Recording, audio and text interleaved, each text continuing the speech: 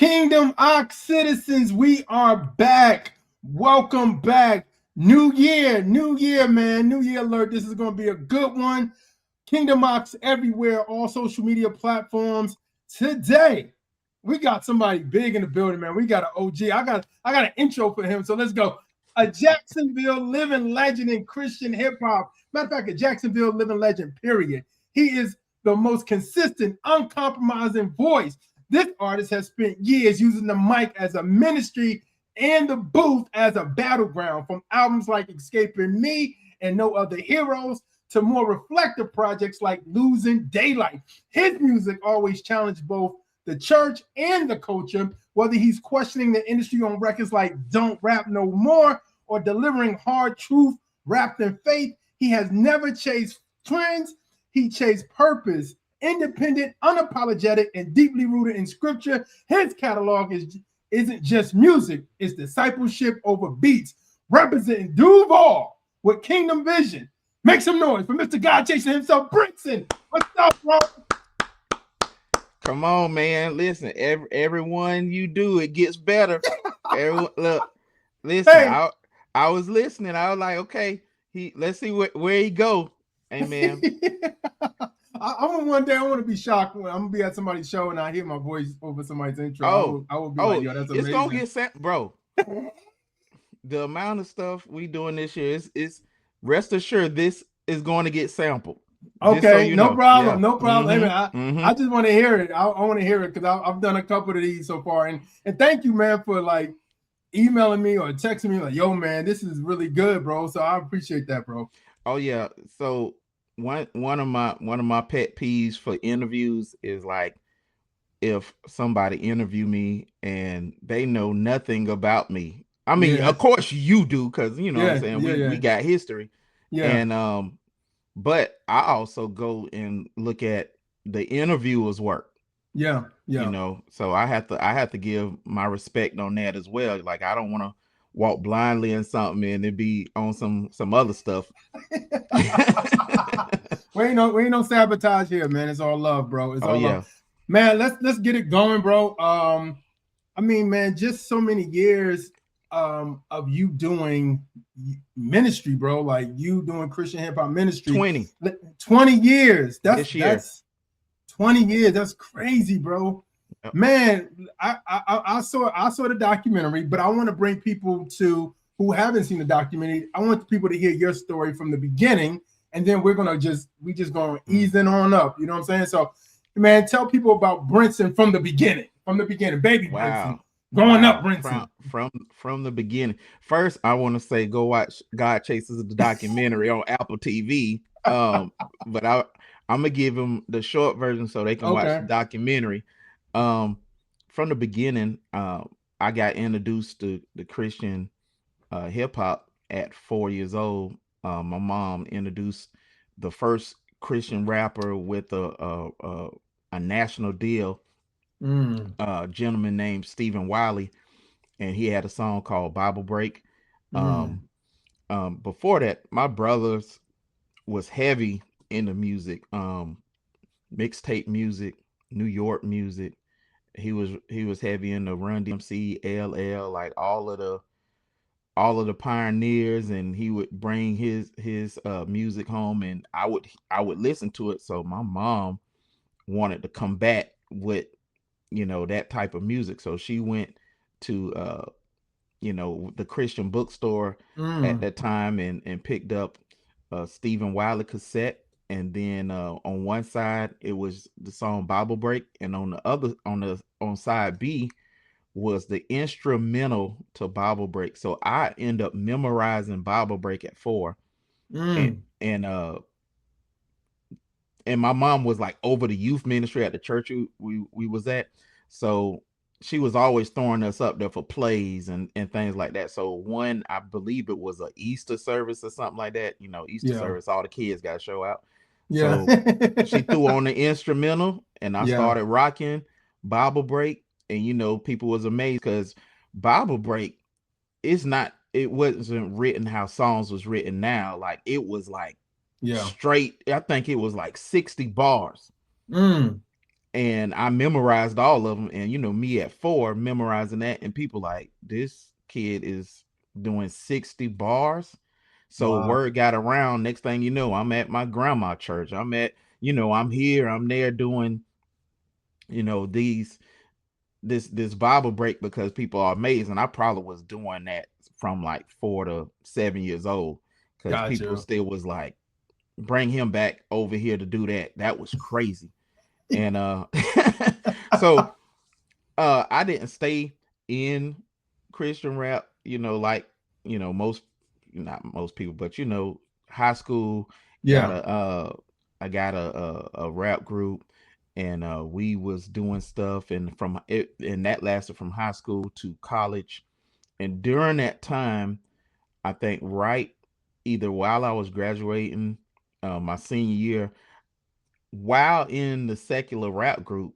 Now, I never told this story. I made a Christian rap album while I was in the secular rap group, because even though we wasn't rapping for the Lord then, Yeah. um my mom still had me in church, like hardcore, 5 days a week church, 8 hours service church, making me sit on the front row church, that Yeah. that type of thing. And I ended up making a Christian rap album when I was a senior in high school. Gave it to my pastor, and they was telling, people at the church was saying, hey, he listen, he always playing your music, and that really encouraged me.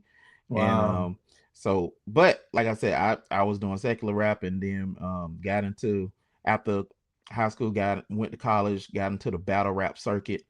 um Wait a minute. Wait. You were battle rapping, Brinson? Bro, you ever heard of this? Now this is going to show where your hip hop roots are.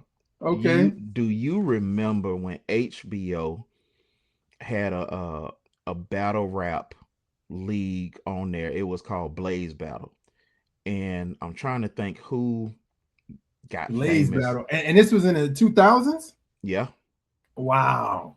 yep. So Wow.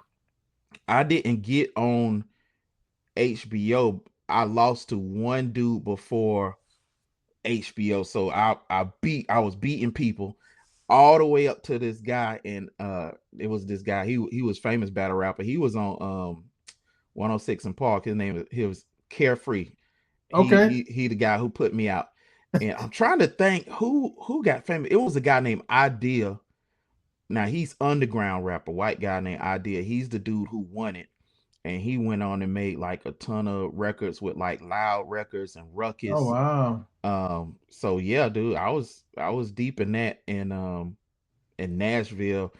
So here's some fun fact that I never get to talk about. So while I was on the battle rap circuit in Nashville, me and Jelly Roll used to go to different clubs, battle rap each other, be in ciphers, crazy. Wait a minute. Je- Wait. Jelly Roll that we know now that's doing like Christian and country music? Jelly Roll? mm-hmm. Mm-hmm. So if he saw you today, he'd be like, Brinson, what up? Now he don't know me by Brinson. Oh, Nah, he don't know me by that. He would know me, yeah, because I mean you we need to we reach out to him, man. You need to be like, yo, man, I'm doing Christian music just like you, bro. What's up? no, I ain't doing. He not doing Christian music like me. No, he not doing it like me. No. I mean, he voicing the voice of the Lord, right? Is he's saying stuff about Jesus? It's borderline.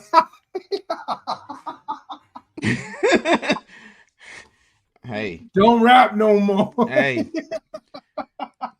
hey, But it's that's a crazy story, though, bro. To mm-hmm. think about it from that standpoint of like seeing situations, seeing people come to where they are today versus when you seen them back in the day. And yeah, man, man, you never know. You may be the spark in him that make him really do this 100%. You know what I'm saying? Maybe. I mean, the industry is really funny, and money So think about this. When you get to a prominent place in ministry, it's not just you. You know what I'm Yeah. saying? It's like you have managers, agents, PR firms, Yeah. marketing firms. You have like a section of people in their livelihood depending on you. That's the side of the industry that a lot of people don't talk about. Like, the pressure is just not on the artist. The pressure is from whatever machine is pushing that artist, and the 20 to 30 people who livelihood depend on you staying the same and doing what you're doing. Got you. You know what I'm saying? Got you. Like, Yeah. Yeah. we don't see that in a lot of Christian hip hop circles. I think the only time we seen something like that is like when a couple of guys fell from the faith, and then you seen the trickle effect of all the people who was dependent on them, like their drummers, their, their booking agents, and Yeah. all the people that was dependent on them. And then Yeah.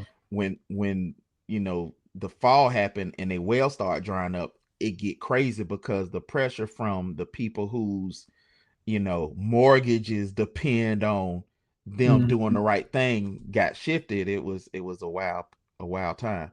But Got yeah, you. yeah, that happened.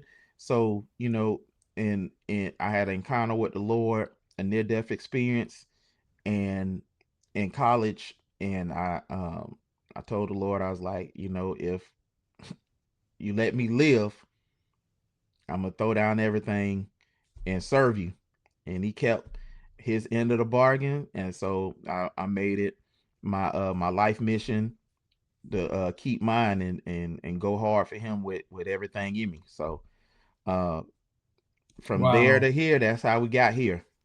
So, well, here's a question though. Like, did you feel some type of way putting out a Christian album, even though you were still doing secular music, or did you just like, hey, I'm gonna do this for my mom? So, you know what I'm saying, No, kind I of didn't. vibe? I didn't. So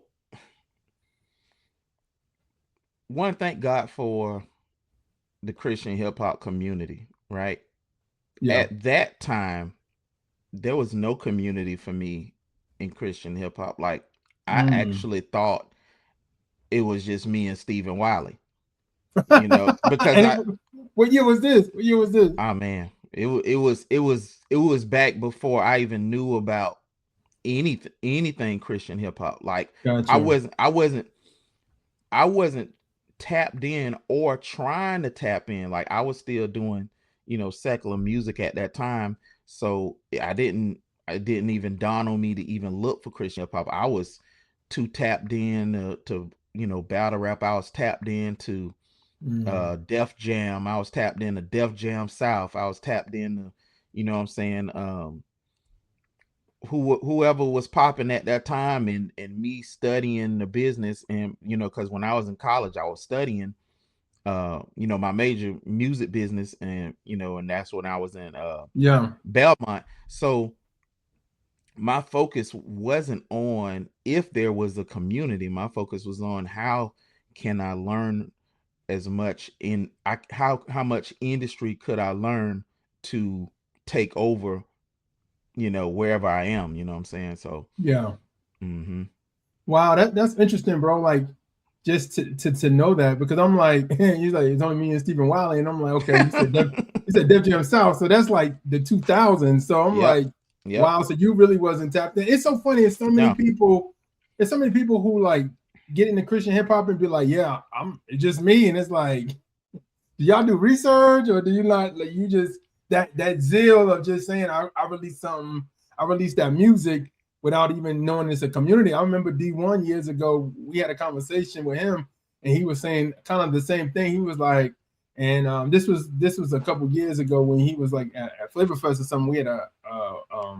We had a conversation with him there, and he was like, I didn't know this existed. Like, he was like, years ago, he's like, I did a show in Tampa years ago. I wish I known. You feel more the community once you know it exists, but I didn't know this exists. And I feel like there's so many people, artists like that, where it's like they come into start making Christian music and they just don't know this exists, or they don't care to know it exists. You know what I'm saying? Well, Those are and the two and matter it's of a facts. it's a it's a third component. Yeah. The third component to that is what I fell in was I wasn't trying to live right anyway. You know what I'm That's saying? good. Like, think about Wow. what I said. I said I was doing secular and made a Christian rap album. So I wasn't living nothing. You know what I'm saying? Like, Yeah. so my mind was on industry, money, uh trying to blow up. You know what I'm saying? My mind wasn't on even, you know what I'm saying, like, you know how people say I have my own relationship with God. That Mm, was, you know what I'm saying? I was yeah. walking in ignorance and darkness, Yeah.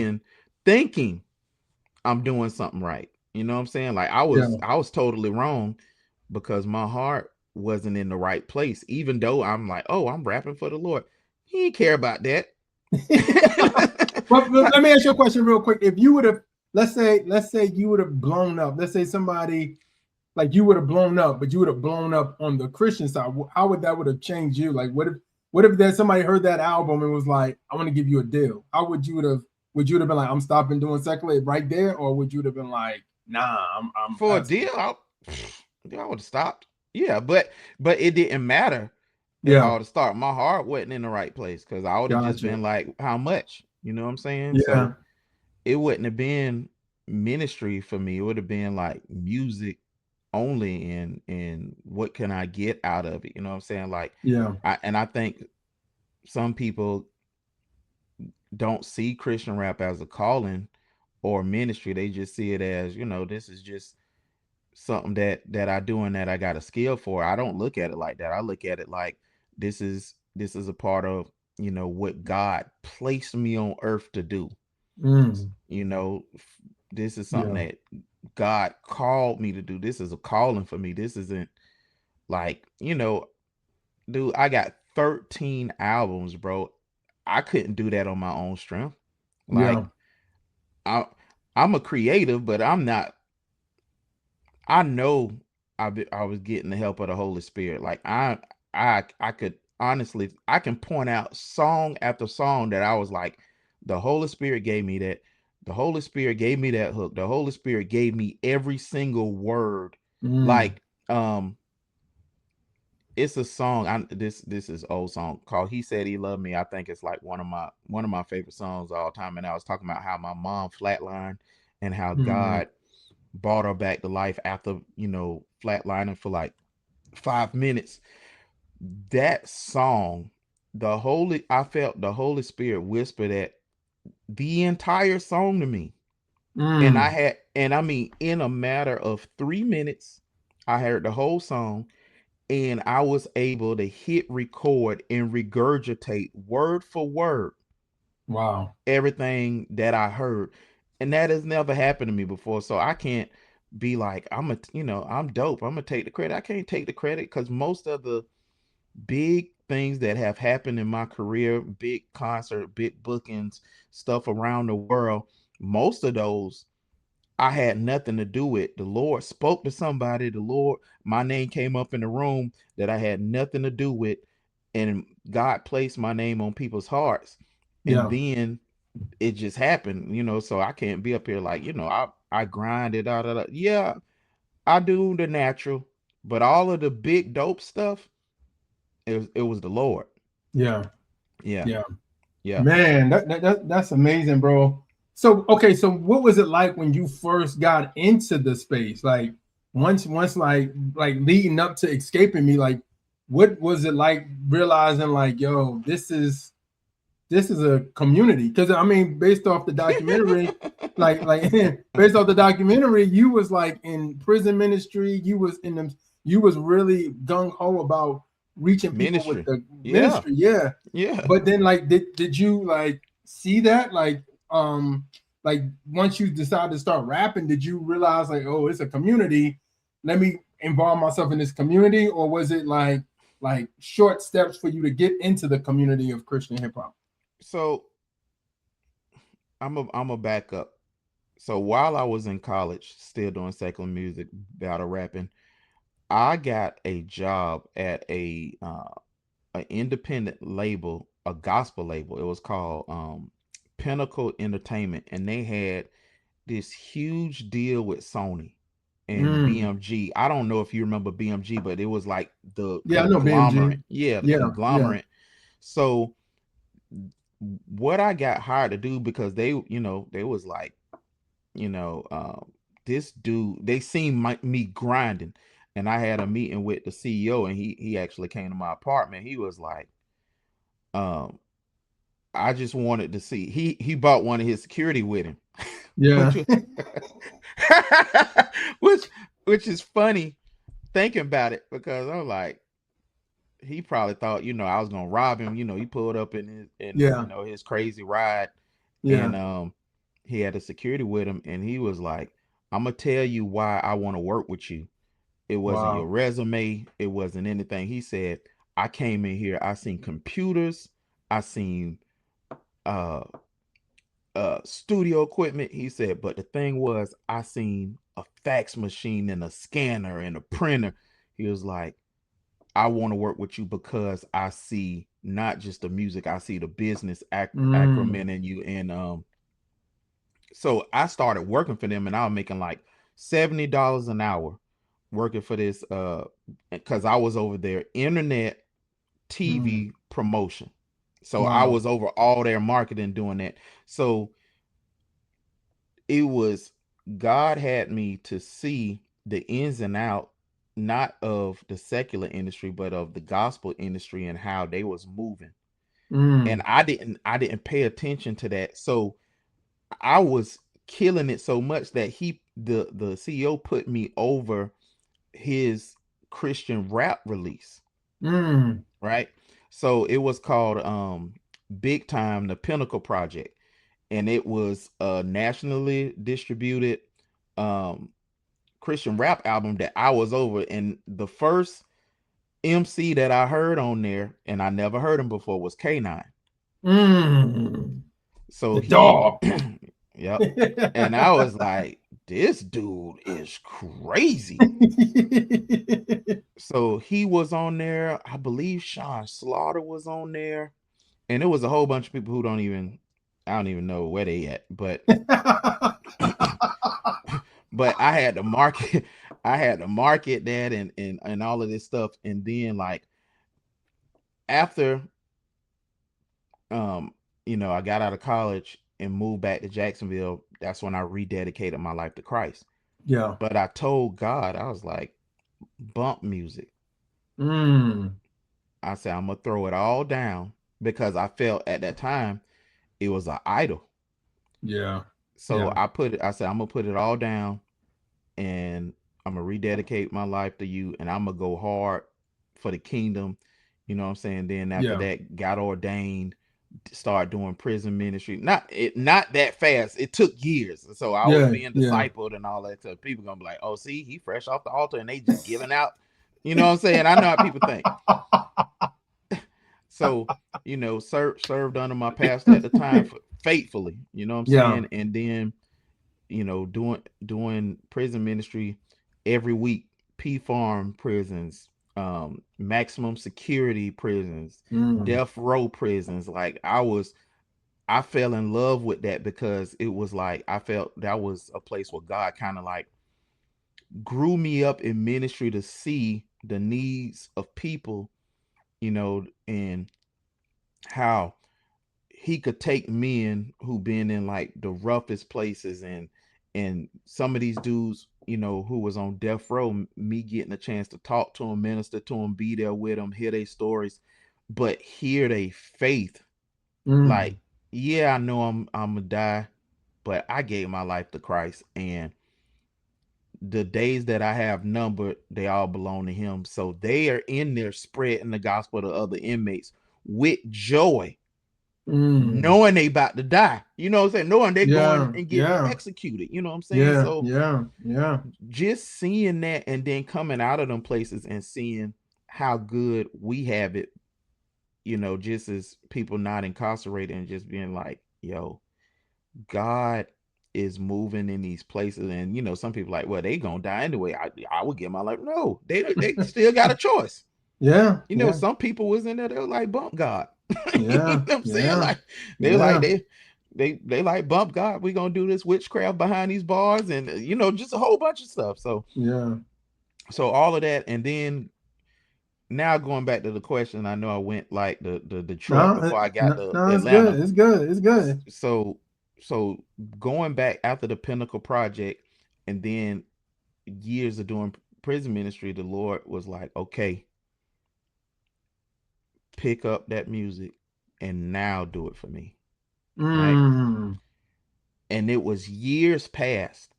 And, I was like, okay, well, after that, then it clicked. Search out who else out there.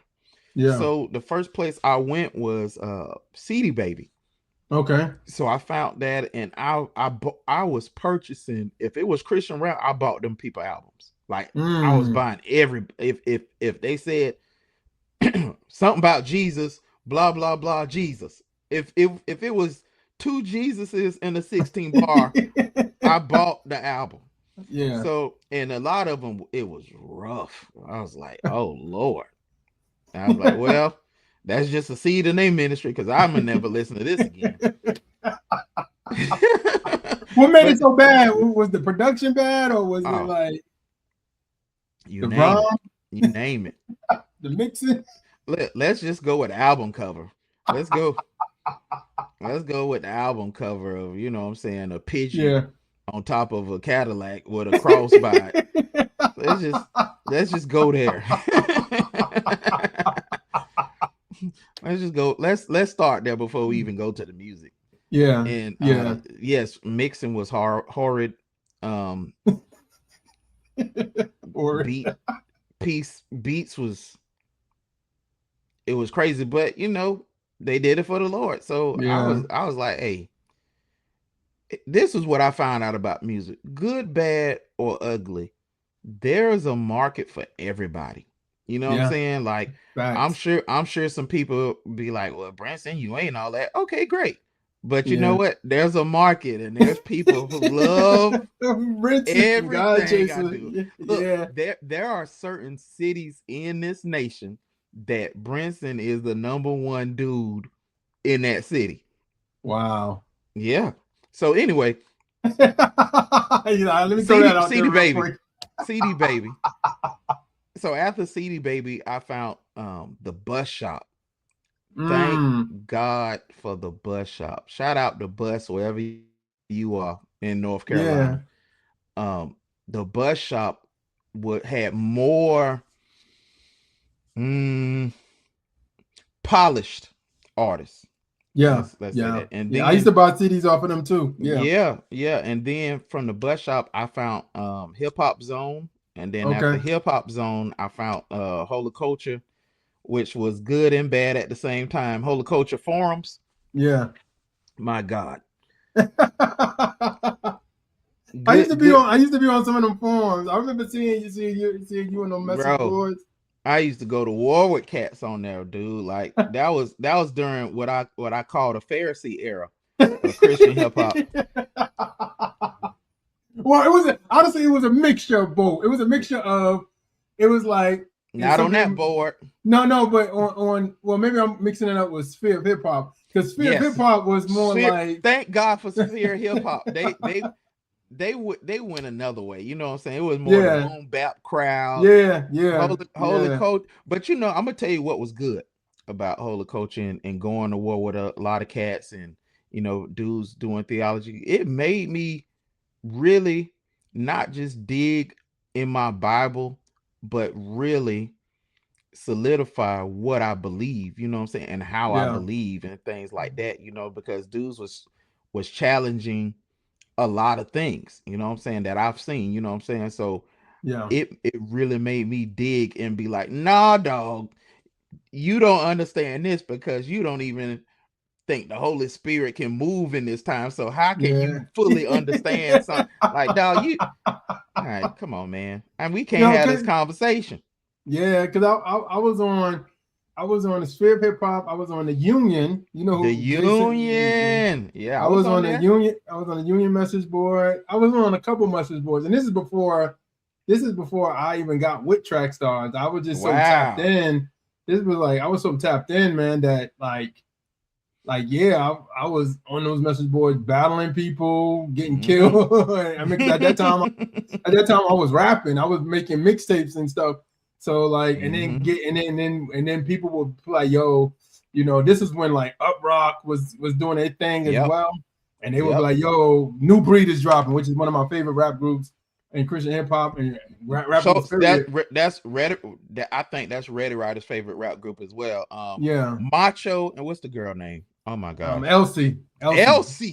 She was dope. She was fire, bro. Like I was like, yo, it was a lot of female back then, Christian female rappers, but she was fire to me. I was like, yo, she hard, like and stuff. So, but I mean, I remember that in those times, and I think sometimes, man, I think that's the reason why. And I'll just be honest, I feel like that's the reason why Christian hip hop never really is not doing what it's doing today.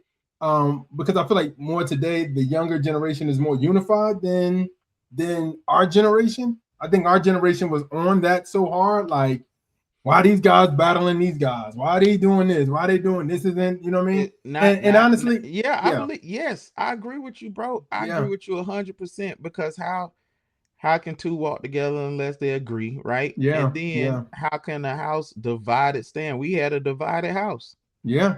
You know, and the sad part honestly was, like you said earlier, the falling happened, and that kind of shook a lot of people up, like, and they seen the response of what happened, and a lot of people didn't like it, and like, yo, you know what I mean, like, oh, that's kind of whack, you know what I mean? So you start to get that pull away from it, and people start to really like really think about everything they've been taught, you know what I'm saying? Because then it's like, right, because some of the guys who they demonize, like Canton Jones, was one of the main people who was helping these dudes, you know, and really saying, hey man, even if you fail, God, you know, he was trying to restore cats. Yeah. And the other guys who they was idolizing, Muggs was shunning people. I'm like, there's the fruit if you need fruit, like, because dude,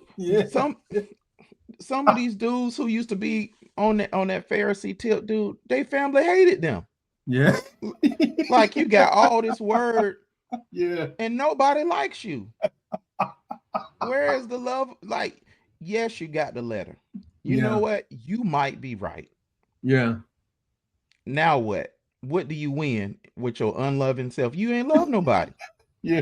People don't like you. They like, you know, we got the 5 points and the tulip and all this, and people can't stand your guts. Like, there's no fruit of the spirit. They're like, well, you know, but we got to have the letter. Okay, burn with it.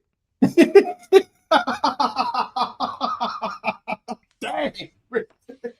Bro, listen, what's the greatest commandment?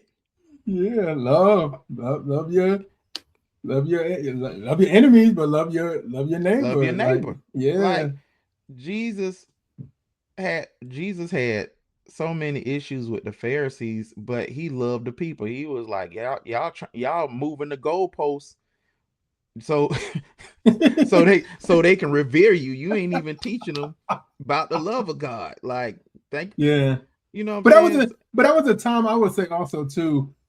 That was a time where I remember listening to some people that were kind of like what you're talking about, and they made me wonder, like you said, getting the word, and then also almost made me want to go to theology school, because I was like, this is fly. They ain't make me want to go to theology school because ain't nobody like them. Oh, maybe I'm talking about some different people. I don't know who you're talking about. Dude, so yes, it did, and I'm glad it made you dig. But here go the other part, bro. Like, the fans, some people would idolize, you know, their favorite theology rappers, right? Yeah. But they didn't have the teaching and discipleship that they had, right? So they would just have glimpses of, you know, they rappers, but try to act out and do things they think they would do. Like, bro, I remember one time I was at a concert, and it was this rapper named Lil Prophet. I know you remember him. Yeah. I remember Lil him. Prophet was there, right? And he had an album. I supported him, and he had a song on one of his albums called Billionaire Boy Club, something like that, right? Yeah. So all these um, theology guys, they researched him. It and if you know Lil Prophet like 5'2", Yeah. right?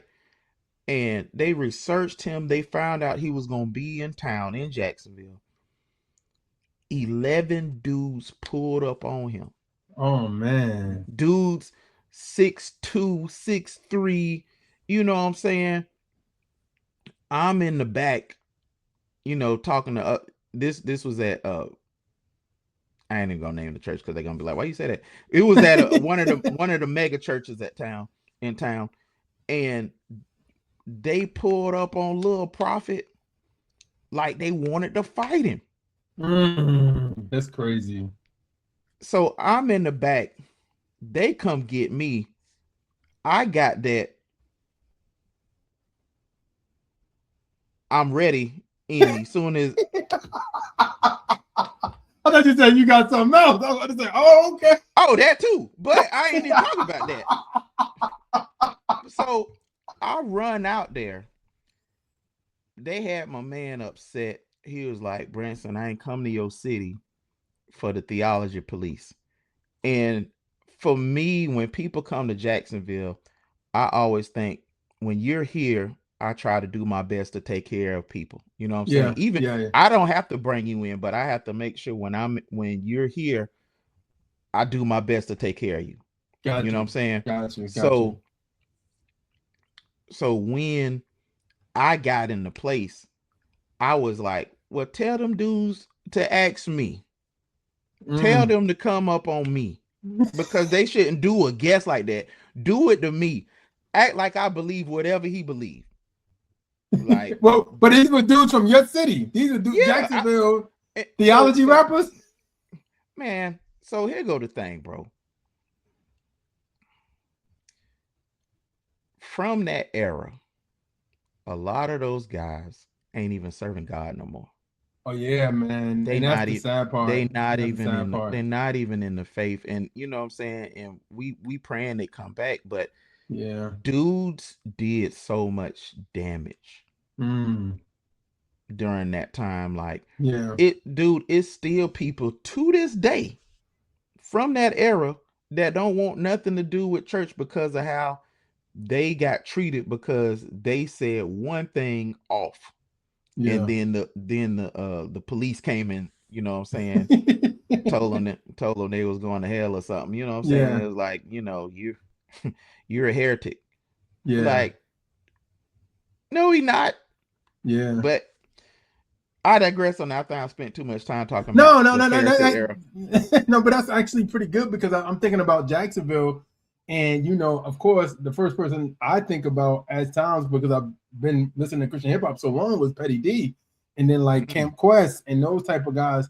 Did they have an impact on you as well? Like when you mentioned Jacksonville, of course you're from there, but like was that something that you like that the Shabbat Eve like group that on label? The only one, well, yes, Grits did. So when I was transitioning in phase of secular to rededication, I heard the Art of Transition album, which I thought was dope. I was like, translation, Art of Translation, man. Art of Translation. Yeah, Art of Translation. And I was like, these dudes sound like Outkast. And and it didn't turn me off. I'm gonna tell you, when I heard Christology, I was like, this dude sound like Cannabis. Oh, Ambassador. Yeah, when I heard Christ, like, you got to think, this was my first experiences. So all I had was to compare them to what I was listening. And I used to listen to Cannabis all the time. It was dude, like DJ Clue mixtape. So when I heard Deuce, I was like, yeah, this is inspired by cannabis. You know what I'm saying? And when I heard truth, I was like, oh, this Jay. You know what I'm Yeah. saying? Like, I just, I like, oh, I still got my Hard Not Life CD. Same cadence, all Yeah. So, um, but thank God that as I listened to him more, I was like, nah, they not like them dudes. But Yeah. where was I going with this? I don't know. We Well, we talking about not Pettidee. We talking about Pettidee. Shabaki. Yes. So Pettidee, when I saw his I'm a Vet video, Mm. I was like, this is the greatest Christian music video I've ever seen in my life. Wow. Like the way it looked, Yeah. the color grading, like. So I reached out to his people because then that's when I was making Escaping Me. So I was on my first album then, you know what I'm saying? And I was Yeah. like, how much it costs to get one of these? And when they hit me with that 15,000, I was like, oh, well, let's go another way. Cause cause when I was making Escaping Me, like, I was selling beats. You know what I'm saying? We had, the Godchaserz site, at that time we had, let me see. I think we had maybe 18 albums from '07 to '08. So while Mm. I was cuz what happened when I started Godchaserz, bro, like me, Reddy, and Javon, we would be in the studio every day, 10 hours a day, cranking out music. Oh wow. Wow. So that's how the first, so Godchaserz started in '06, 20 years ago, January 1st, Yeah. '06. And then, no, no, no, no. It was in June '06, June 20th, '06, when we started. But from June to January 1st, every day I'm producing like 8 beats a day. And what was so special about the moments like Ready Rider and Javon, I would send them a beat, they would send a complete song back in an hour. Mm. That's how we were able in year one to drop 8 albums. Year two, Wow. drop 8 more albums. You know what I'm saying? So Yeah. by two uh by '09, from '07, we was like 20 albums deep, Yeah. mixtapes, like just insane work ethic. And Wow. and I think that's why I'm kind of able to still operate and do ministry at that level, because of that training and that Yeah. that grind of right, dude. Right now, I'll talk about what we're gonna do this year, but Pettidee inspired that I'm a Vet was the inspiration. um just seeing him hop around the country, seeing him on JCTV and other Yeah. places, and just seeing his grind was an inspiration, and him being loving. Mm. Yeah. He's Petty man D is, nice. is he is a very loving person. You know what I'm saying? Like, Yeah. he loved people. He loved his hood. He loved, and I took note of that. Like, look how he treat people. Yeah. Look how he, you know what I'm saying? And on my first solo album, I reached out to him, and of course he charged me because you gonna get charged. But he was like, his manager at the time was like, hey, Patty noticed you from Jacksonville. He didn't know who I was. He was Yeah. like, he noticed you from Jacksonville, so um this price we gonna take half off. I still ain't had the money, but my oldest brother, Oatmeal's dad, Yeah. uh my oldest brother, he loved Petty D. He was like, Mm. how much he said? And I told him, he was like, man, I'm gonna bring the money over there right now. We got to get him on a song if he gonna do it. I was like, oh shoot. So what was so wild about that? Like, so the song, if you go back, it's called Super Bad. That's the song from Escaping Me that Pettidee jumped on. And it was so special because when we put out the album, it showed me two things: how important cover art is and how important features was. Because Yeah. I would go to places like I was at Flavor Fest. I had by that time I had a whole store set up at Flavor Fest. So you 20 albums. You know what I'm saying? So that was the time Solar Power was popping, and people would come up who didn't know me. They would look at the art. They were like, yo, this is dope. And then flip. They're like, oh, you got Pettidee on here? I'm getting this. I was like, thank you, Petty. So yeah, man, it was dope. But I didn't took up too much time, man. I'm looking at the clock. We got to No. We got more good questions. I want to get more good questions. No, but I want to know about the Jacksonville era of Christian hip hop, because you always hear about Philly, we always hear about LA, we hear about Atlanta, but I want to know more about Jacksonville, and you're a staple in that community. So I'm gonna tell you, from 2010 to probably 2013, Jacksonville was the mecca of Christian hip hop. Undebatable. Here's why. Space Cherry Films was here. Everybody had to fly to Jacksonville. Everybody had to come. We had at least 4 Christian clubs, right? Yeah. We had the Fruit Loop, we had Club Highs Praise, we had the Fruit Loop. We had so many Christian clubs that brought in artists. Every weekend we had Christian hip hop events. And Big Phil, he was a part of one of the mega churches in town. They was always bringing artists in. Philip Anthony Mitchell, the pastor who he does the Street Preachers podcast with, Pastor Tim. Yeah. Celebration mega church, they was bringing everybody. So every week, so Space Cherry Films, Godchaserz, Phil, Murray Hill Theater, always bringing people. Eshawn was living here. Oh wow. That's when Eshawn was almost signed to Godchaserz. Fun fact. Wow. Yep. Wow. He didn't think at the time that he could support his family with music. So gotcha. I had meetings with him, and I said, hey, if you do this, and this, you can sustain. One thing about me, dude, I want people to win.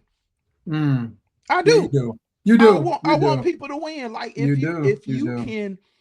if you can support your family and obey God, you're winning that life. You know what I'm saying? Like, well, let's flip it. If you can obey God, that's number one. Yeah, that's real. Then you win it. You know what I'm saying? So Eshawn almost signed, and we had Straight and Narrow Clothing. I don't know if you remember that. Yeah, I remember Straight and Narrow. They had a downtown store. So it used to be crazy. People used to fly in. Wow. To either shoot a video or do a concert. They would go to the Straight and Narrow store downtown. It was so, dude, Jacksonville was so popping. I know it's a whole bunch of artists I'm missing, but you forgot about T1. 106 in Park. Yeah. Dude, let me tell you, bro. He had something with DJ Envy from the Breakfast Club. Bro, he was on tour with T-Pain. Wow. Dude, I'm not going to say the amount, Yeah. but as far as budget, T1 budget was over $1 million. Mm. They did stuff with him that, dude, T1 was, bro, Yeah. Yeah. Yeah. He was hitting it. bro, He he was out was, of here. you know, one day me and Will tell a story how T1 did the best friend video. Yeah. That's a story for him to tell. It was good. uh it's great. It's a great story. So who's your top, like, if I had to say, man, pick your top 5 of Jacksonville Christian hip hop artists that can go against the world, who would you put? Who, including yourself, I'm sure. Who else would you add to that? Okay, if I take myself out. Okay. All right. Say you coaching. No, I want to coach. Look, I'm gonna put myself in, but I'm gonna take myself out first.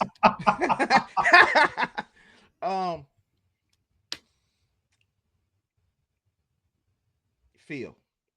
Okay. All day. Big Phil all day. C Straight. Okay. All day. All day. I would put C Straight against anybody. Anybody. I'll put him against anybody. He elite penmanship that people didn't recognize, probably because they thought he was gonna sound like me on the label, which is insanity. And I think the same thing about Rida Rida. I digress on that. Architect is from Jacksonville. Okay. Did you know that? Architect. Yeah. From on Menace Movement. He on what I put? Yeah, Architect.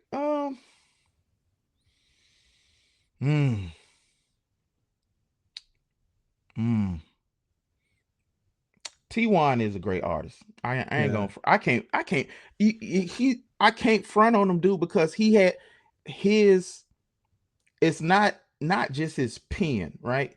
Yeah. He taps into different styles, melodies. Like he is an elite artist. I can't front on him, bro. Yeah.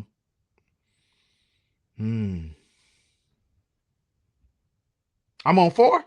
Yep. I got one more. You gonna put Petty?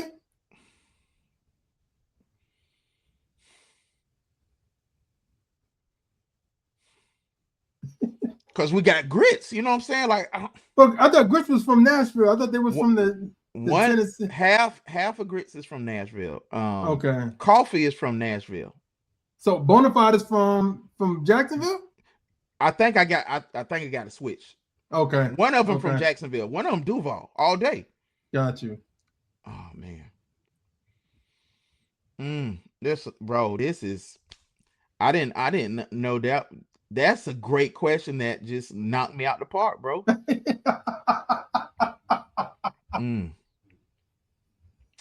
Wow. I know I'm gonna get pushback, and Mud's gonna be mad at me on this. Oatmeal gonna be mad. He's gonna be, how you gonna name them and not me? If we go with like all time, right? Like not in today, but like throughout. Yeah, that's what I'm saying. I'm saying all time. Yeah. I think. Yeah, I guess. Yeah, Petty. Yeah, Petty. Yeah. Yeah. I just remember, man. Like the thing about Pettidee was so. I said this from my experience. I remember one time I was East Coast out. Like I love East Coast rap and everything. Me too. And then I came down here to Atlanta. I lived with my sister for a couple years. And I would hear Southern rap, and I'm like, why y'all listening to this? This is trash. And then I went to a youth event, and the step team got on stage, and they stepped to "We Ain't Scared," and I was like, this is hard. This is kind of fire. Let me go. And that night, somebody had that CD. Shut it down. Yeah, and part of me, I ain't gonna front. Part of me is like, did Bone Crusher hear that? Because I'm like, it's too close. But anyway, that's near it. Yeah.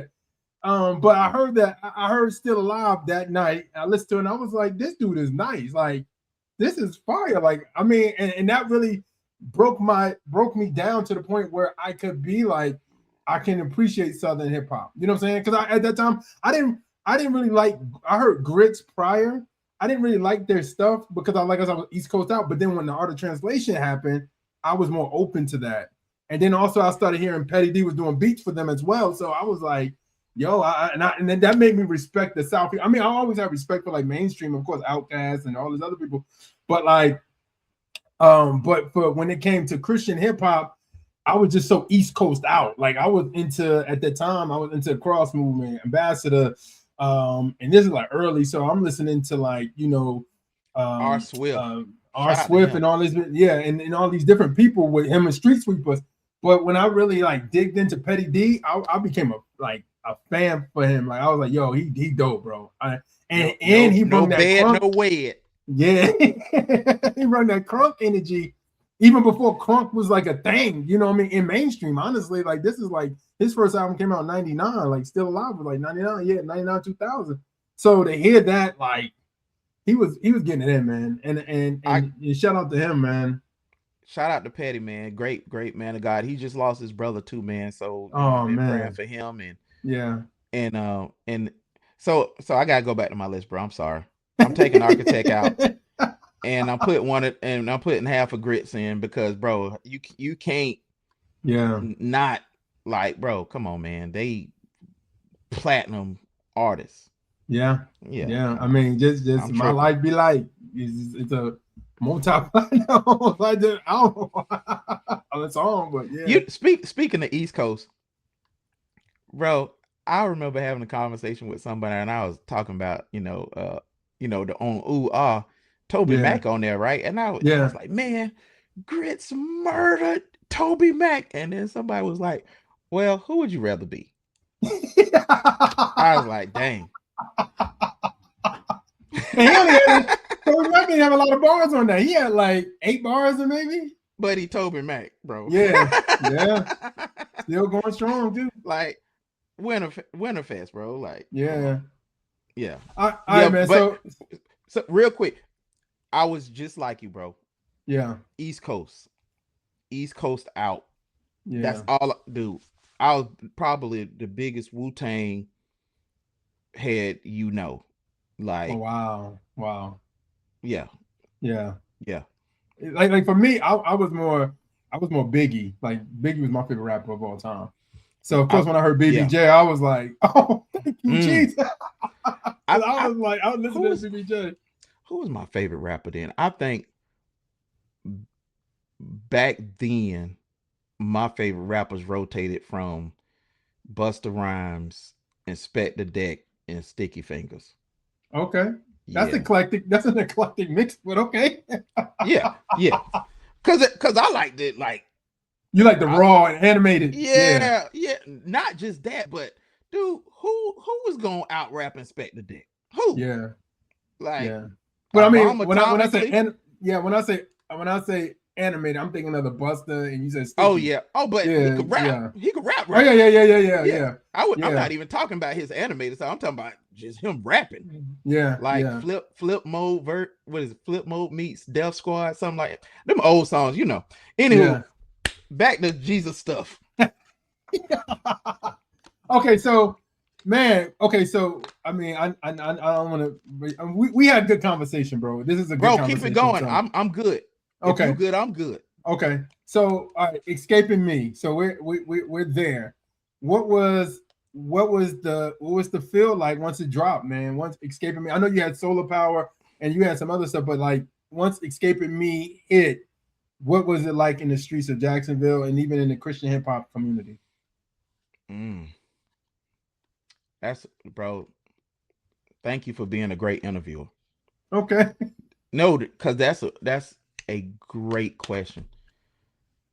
At that time, I wasn't buzzing in Jacksonville like that. I was buzzing everywhere else. So it took a while for Jacksonville to catch on. Wow. You know what I'm saying? Like, even though Solar Power got national syndicate was on national syndicated radio. It was the video was on MTV.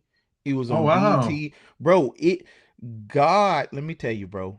God, I can say all this stuff about, I went to school for music business. Da da da da. All of this, the right things to say. No, bro. Yeah.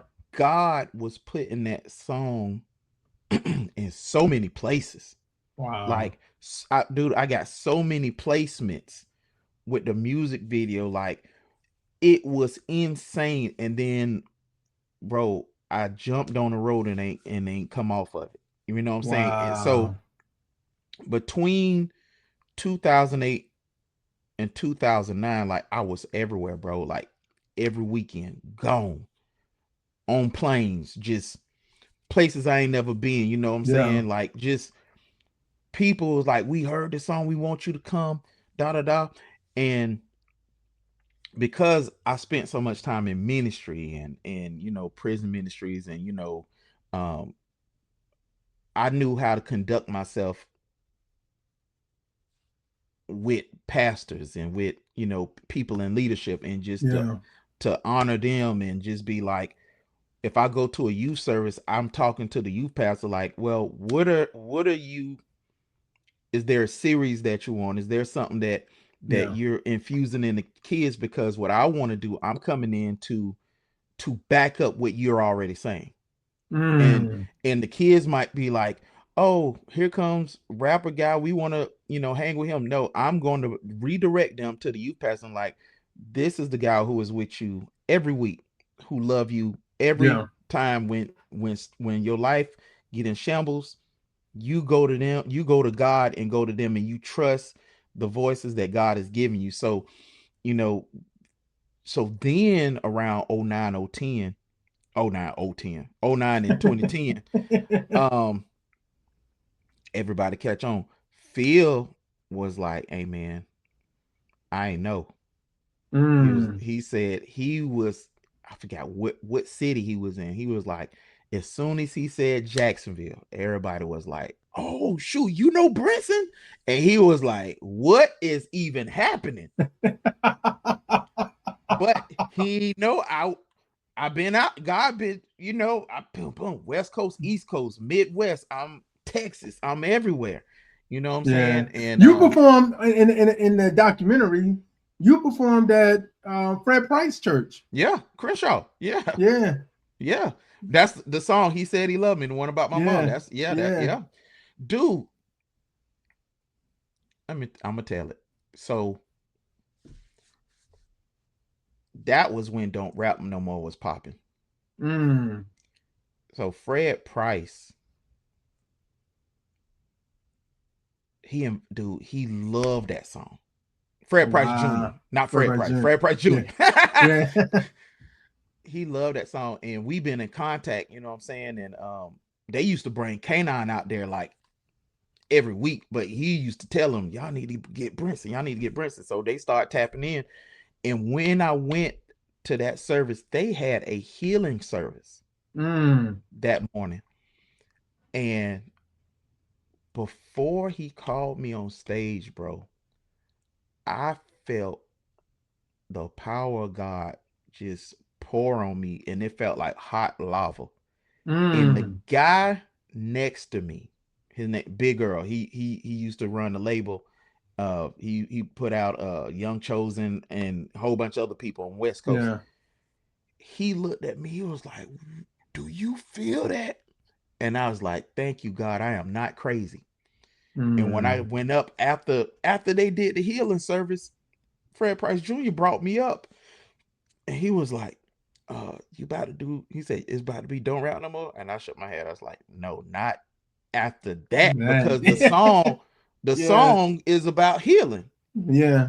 And then I did that song, and then when I got off stage, Fred Price was like, I wasn't even ready for that. He said, did Mm. you bring any merch?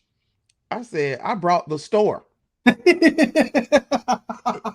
He told his people, he said, hey, don't let him leave with anything. Y'all go buy he said, Mm. whatever's on his table, y'all go buy. And dude, so the grind. What you interviewed K Drama. Yeah.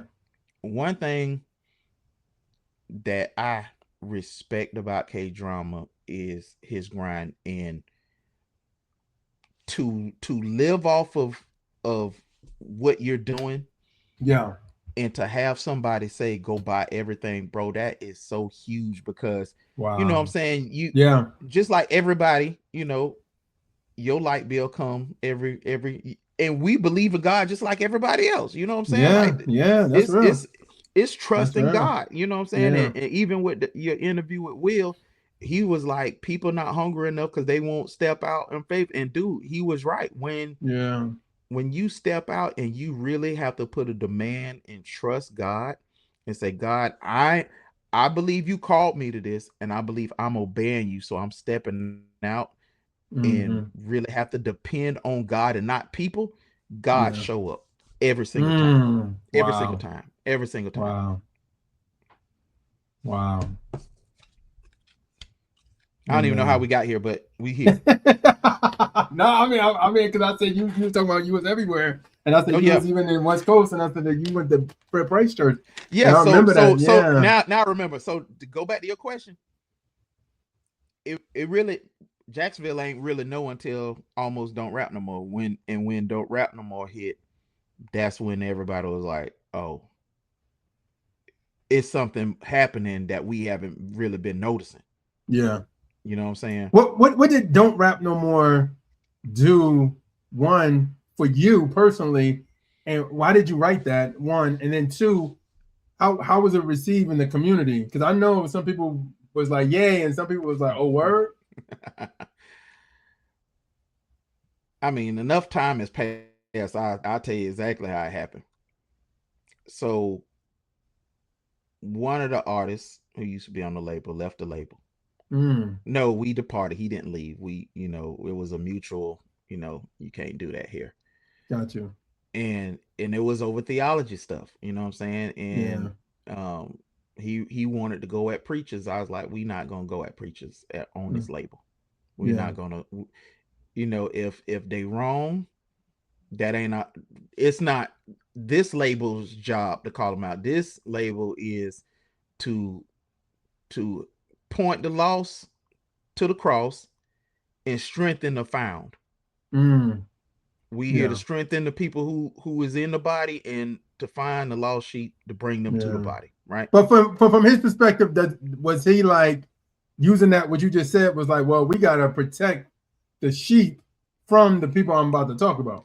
No, it no, no, no, no, that wasn't it. So so Okay. so after he left the label, like, he just went in on pastors, on other people, and I got frustrated.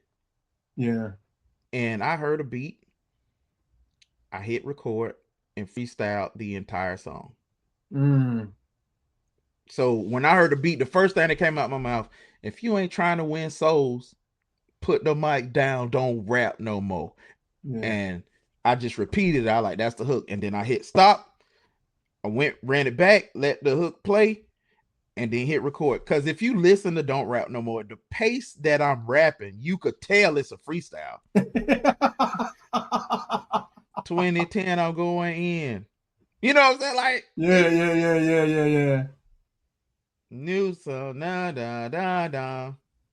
Da da da da da da. You know what Yeah, I'm saying? yeah, Like, and I just went back and just started talking over the spaces that I was thinking as I freestyling.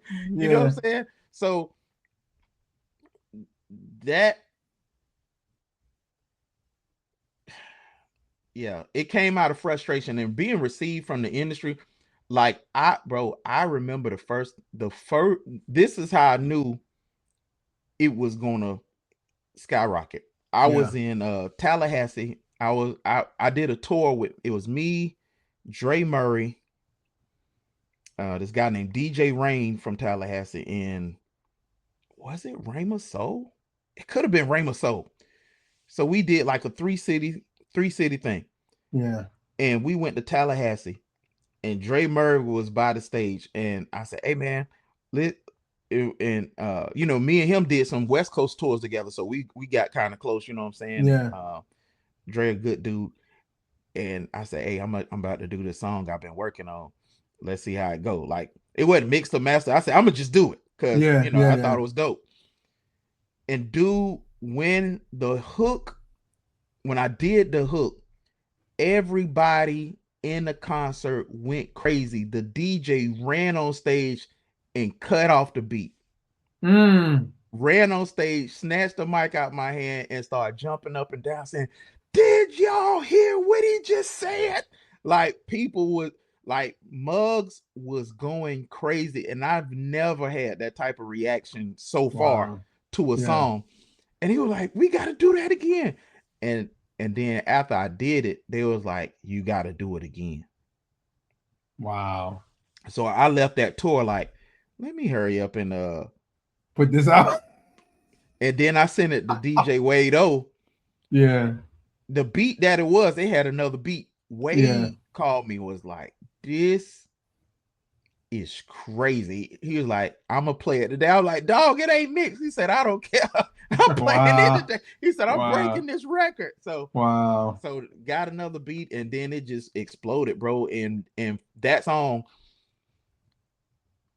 for Space Cherry Films, Yeah.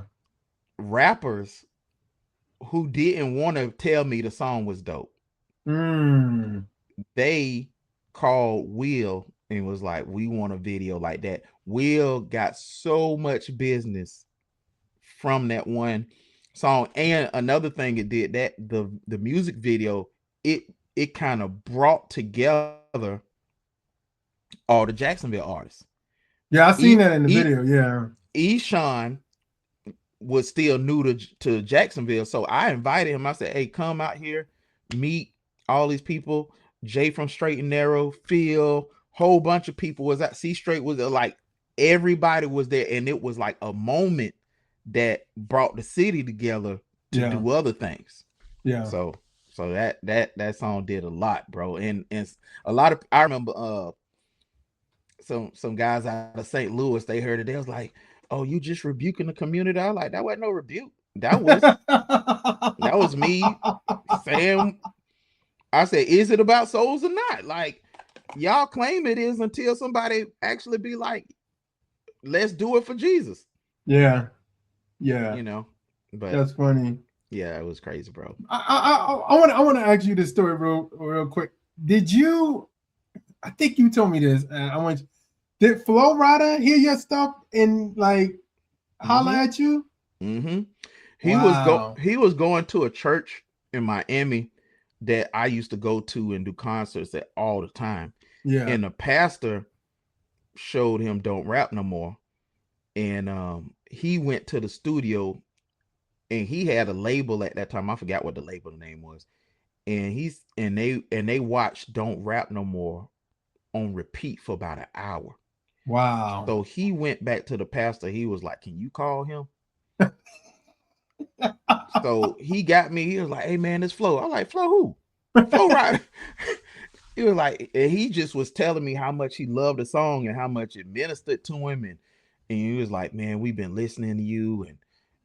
And it was a blessing. Nothing came out of it, but you know what I'm Yeah. saying? But just to know that God, had it cross paths with dude, and Yeah.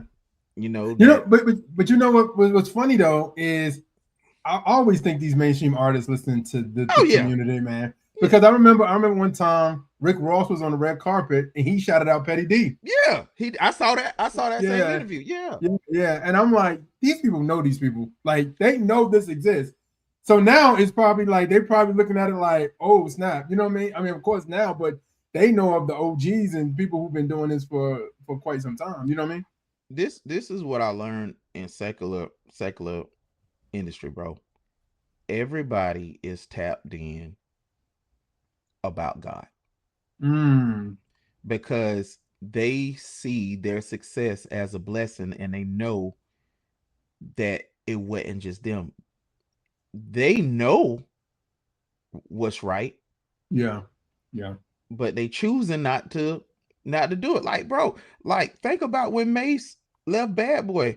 Bro, Mace got saved at the same church I did. Cause he Wow. from Jacksonville.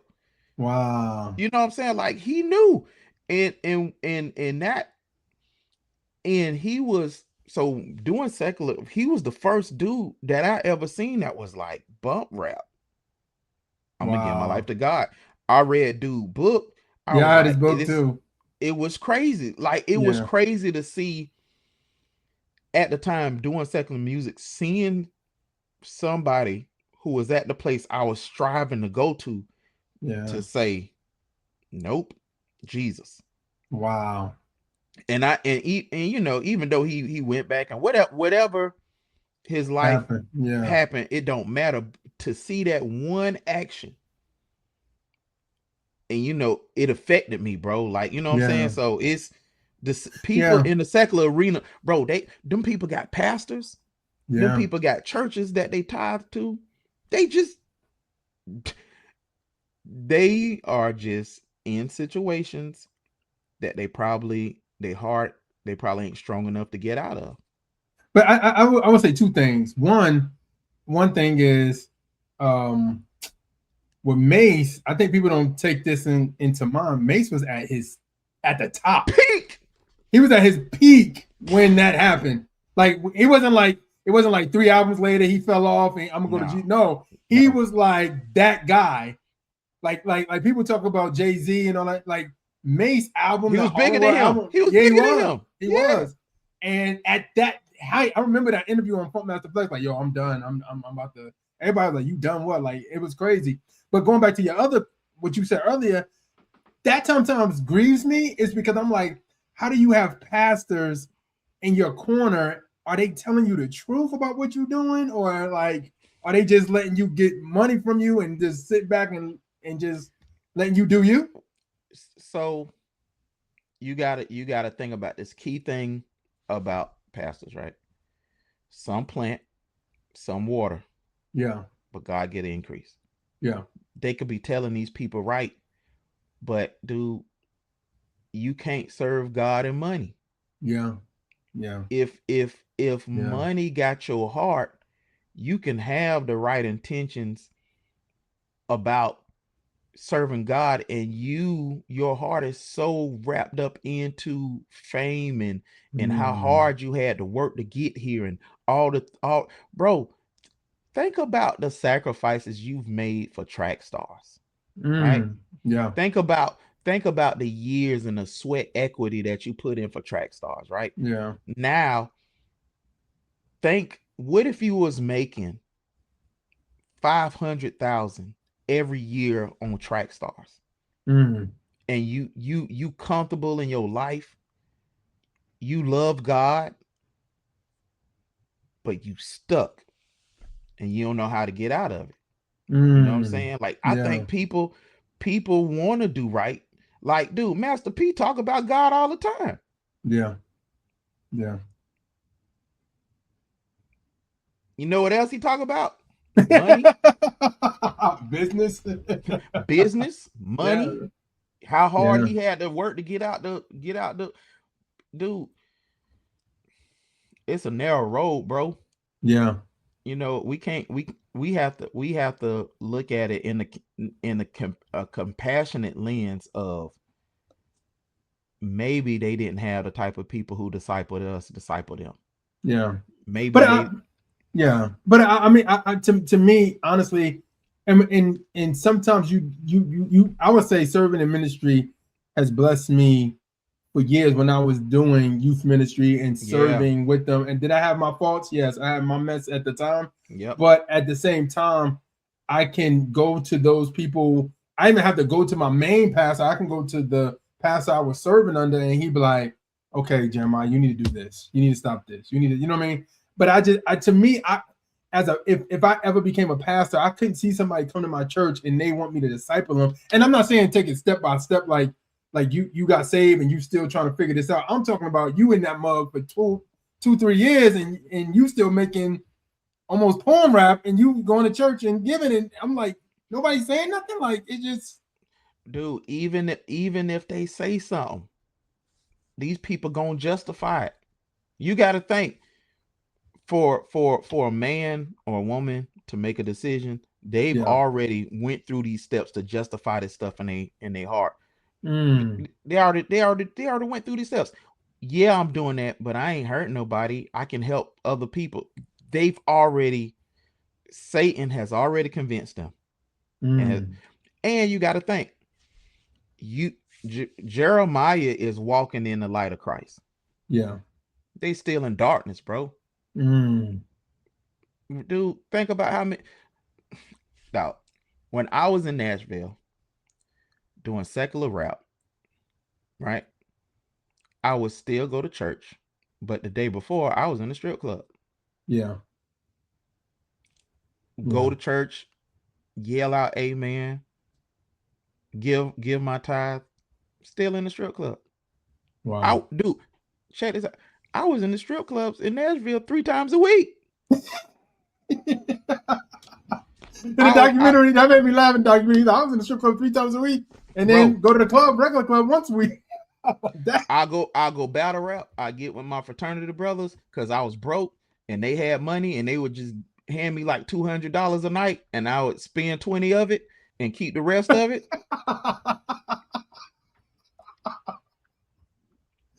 So Wow. so so I'm saying, like, Yeah. you could have a love for God and still be in darkness. Yeah. You Yeah. know what I'm saying? So Yeah. I don't think it's the pastors and the people that's trying to hold them accountable. I think, dude, I grew up in church, right? Gotcha. Still went the other way. Mm. I had so much word in me that even when I came out the club and somebody tried to witness to me, I would have more scripture than them. Mm. Wow. Wow. And I'm and and like, and and and, and, and this is, and honestly, if somebody sees this, this isn't about judging them. Because no, to me, like you're, this is about having compassion on them that they in darkness, and yeah, it's our job to pray them out and to yeah, love them yeah, out that's of it. true. You know Yeah, what I'm that's saying? true. Like Yeah, that's true. we're walking in the light. They're not. They're Yeah, walking in darkness and deception, yeah, and we have to be really mindful about how we think. We don't know what God is doing. You know what I'm saying? Like yeah, yeah, all the stuff Mace was yeah, doing, we know in the background how God was unraveling on his heart. You know what I'm saying? yeah, Like, yeah. But yeah, for me, it's not even them. I was more thinking about the pastor or like or the spiritual guidance in their lives. That's what I'm thinking about. Like, yeah, but like you said, we don't know what's going on in the background. They could right. be getting And ministered to. It yeah, just that's may what be I'm a hard saying. situation to step away from. Dudes probably is telling their pastors, I know, I need to do right, but I just need to fulfill my obligations. Yeah, You know what I'm saying? yeah, Just they could be saying anything, bro. yeah, And then the shepherd job is to love and walk with them through it. Like it's yeah, not like they can yeah, abandon them, like you're not doing right. We're gonna excommunicate you. You know what I'm saying? Unless they doing stuff to disrupt the sheep and all of that stuff. But yeah, it's their job to walk with them and try to love them out of it. yeah, And yeah. That's real. yeah. That's real, bro. Bro, man, we we got so much to talk about. Okay, I'll make it quick. Go rapid fire questions. Okay, okay. Let's get to another this one of my favorite records. I don't want to skip over OMG because I think that the cover of it is fire one, and then also just the impact of OMG. You know what I'm saying? Like having people on here that was going crazy and talk about that a little bit with OMG. I think OMG. So when I started Godchaserz, I was producing solely. Mm, I was solely producing. So when I was saying how I would make a beat and send it to Ready Writer and Javon and they would send it back, like that's all I was doing. That's all I wanted to do.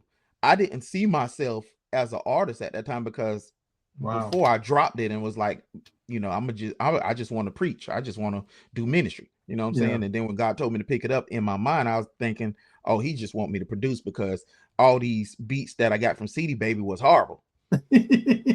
What were you using to produce? Oh An man, I MPC? had MPC 1000. I had a motif. Um, those were, and I had a gang of sounds from Jason Wilson, aka Magi. He's because you remember he used to produce for the Yeah, Union. yeah, of course. He sent me a hard drive full of sounds that he didn't accumulated over decades. So I was using all his stuff. Wow. Yeah, shout out How to did him. you meet? How did you meet him? How did you meet Jason The Wilson? Union. Oh wow! And The you just Union. asked him for like beats, like No. So we got extremely close. Like that was my brother. Like because he was running the Union as a record label. yeah, Mahogany Jones putting out those genocide albums, yeah, and yeah. we would when I was in the Midwest, of go to Toledo or Detroit, he would always be there. Like if I had a show in Toledo, he would drive to come holler at me. Oh You know what I'm saying? wow, Like, yeah, wow, man. And one Christmas when he dropped Genocide, I bought maybe like 25 of those albums just to give it out to wow. people in my family. Like, listen to this, listen to this. Yeah, So yeah, man, he real good brother. Um, that was during the OMG, and I think so after producing when I did Escaping Me and the success I had on that, I was like, okay, well maybe the Lord want me to be front and center. And I feel like I had to, because after Javon left, that left a big gap in MCing. You know what I'm saying? Like Ready yeah, Rider was in Ohio, like he couldn't travel. So I was like, I yeah, got to make more songs so we can keep these concerts and everything going, you know what I'm saying, and see what else God got. yeah, And I think OMG solidified me as an artist who could really go, you know what I'm saying? yeah. Wow, man. Talk about No Other Heroes. That's one of my favorites. I guess because I'm in one of the videos. I'm in one of the videos. I was looking at it. I was like, dang, I was chunky back then. But yeah, just talk about that. Talk about that album, man. Because I feel like that's like almost like your pop rap album almost to me. Well, kind of. So with OMG, what I did is I got an exclusive deal with Best Buy for that album. Wow. Yeah, I had got a deal with, and they had OMG and Best Buys all over America, which I don't think any other Christian rapper ever had that. You know what I'm saying? Like, so you had an exclusive deal with Best Buy? I had an exclusive deal with Best Buy to have, Wow. because at that time, for me, the pinnacle of Christian rap was to get your music in stores. Yeah. And I couldn't get into like Family Christian and all those, but I found a loophole with a distribution company that go through Best Buy. And Victory. Those people knew Victory. So me and him was talking about it, and he was like, I think you should do it, bro. Wow. He said, because it was no money up front. I just had to supply a few things. It was a little money. It was like $200 for the deal. Wow. And they get a cut. And I was like, and all I gotta do is send you albums. Done. How much did you sell? Did you sell a lot out of Best Buy? I sold a good amount. I sold enough to get the attention of Save the City Records and Syntax. So No Other Heroes, I got a digital deal with Syntax. Wow. And I got a physical album deal with Provident through Save the City Records. Oh, wow. And that album, me and Will produced half of that album, which was crazy. Will Thomas? Will Thomas? Yeah.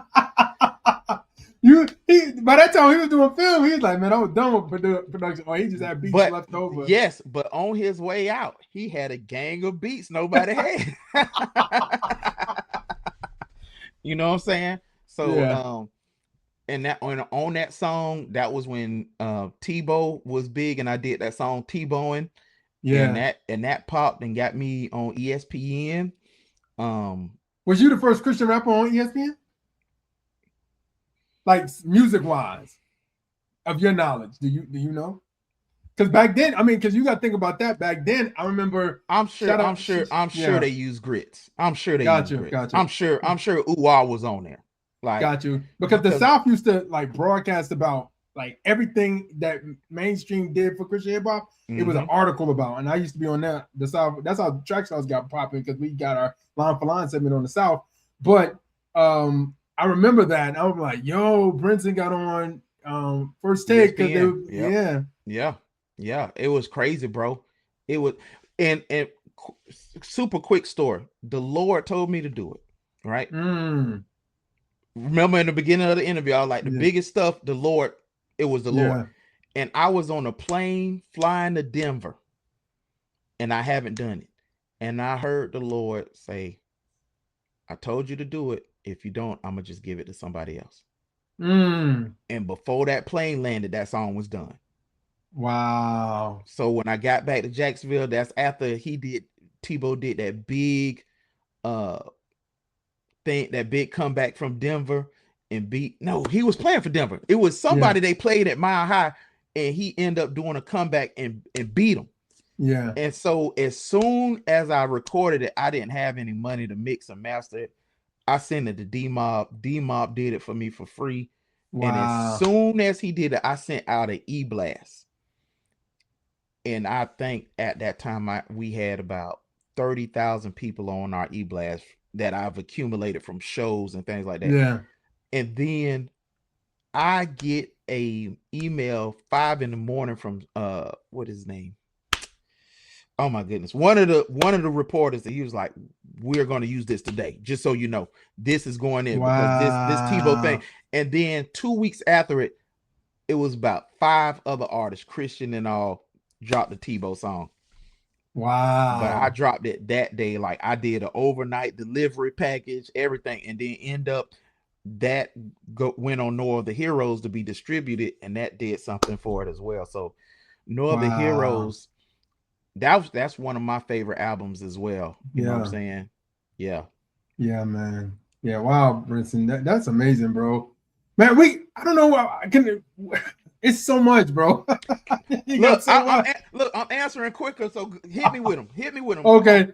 All right. So, of course, until we meet again, that was supposed to be my retirement album. Really? Yeah, bro. I was hurt in that album, bro. Wow. I was hurt. I was hurt. That's the album you was on.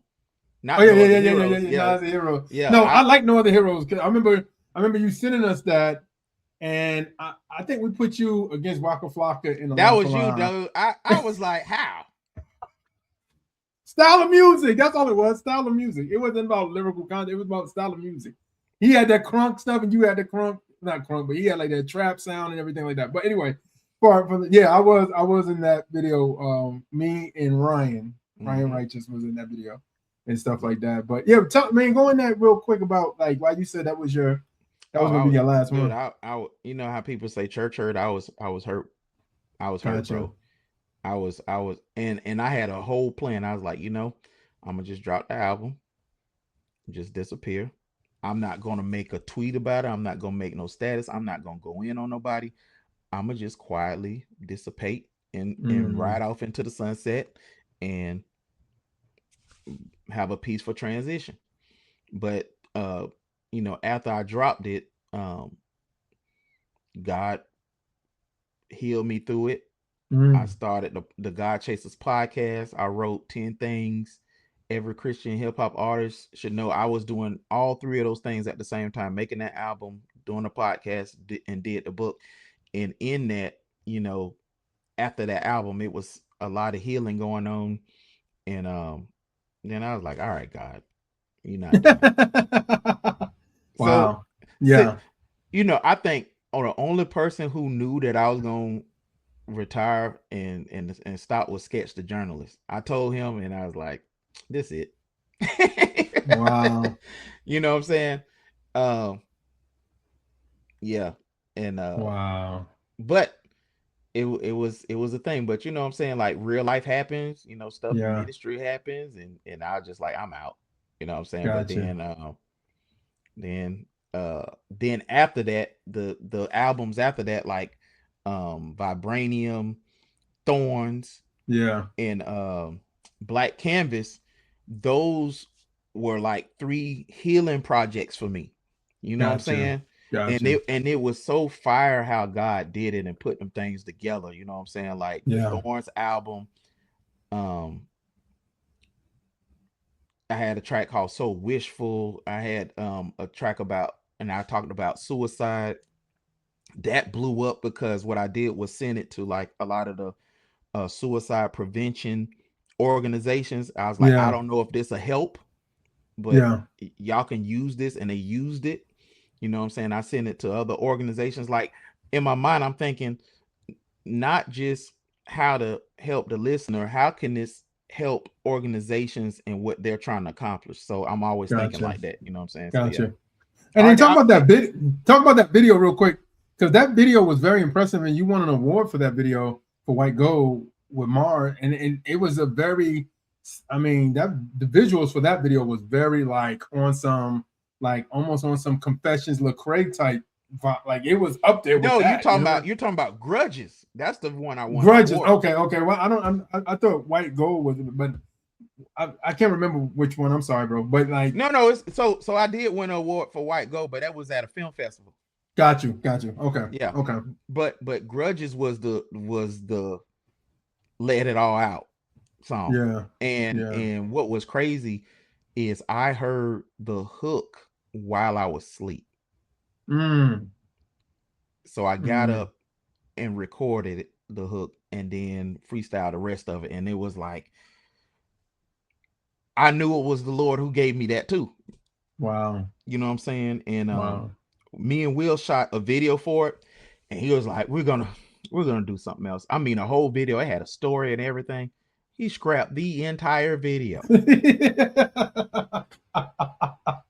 I'm talking, but I'm glad he did. You know what I'm saying? He was like, we just gonna do something simple. He was like, look, just perform it, let the words, and you're like, whatever you feel, we're gonna shine this light, we're gonna put smoke in this room, and you just perform it. Wow. And we're gonna record. And we did it in 2 hours, and then it boom.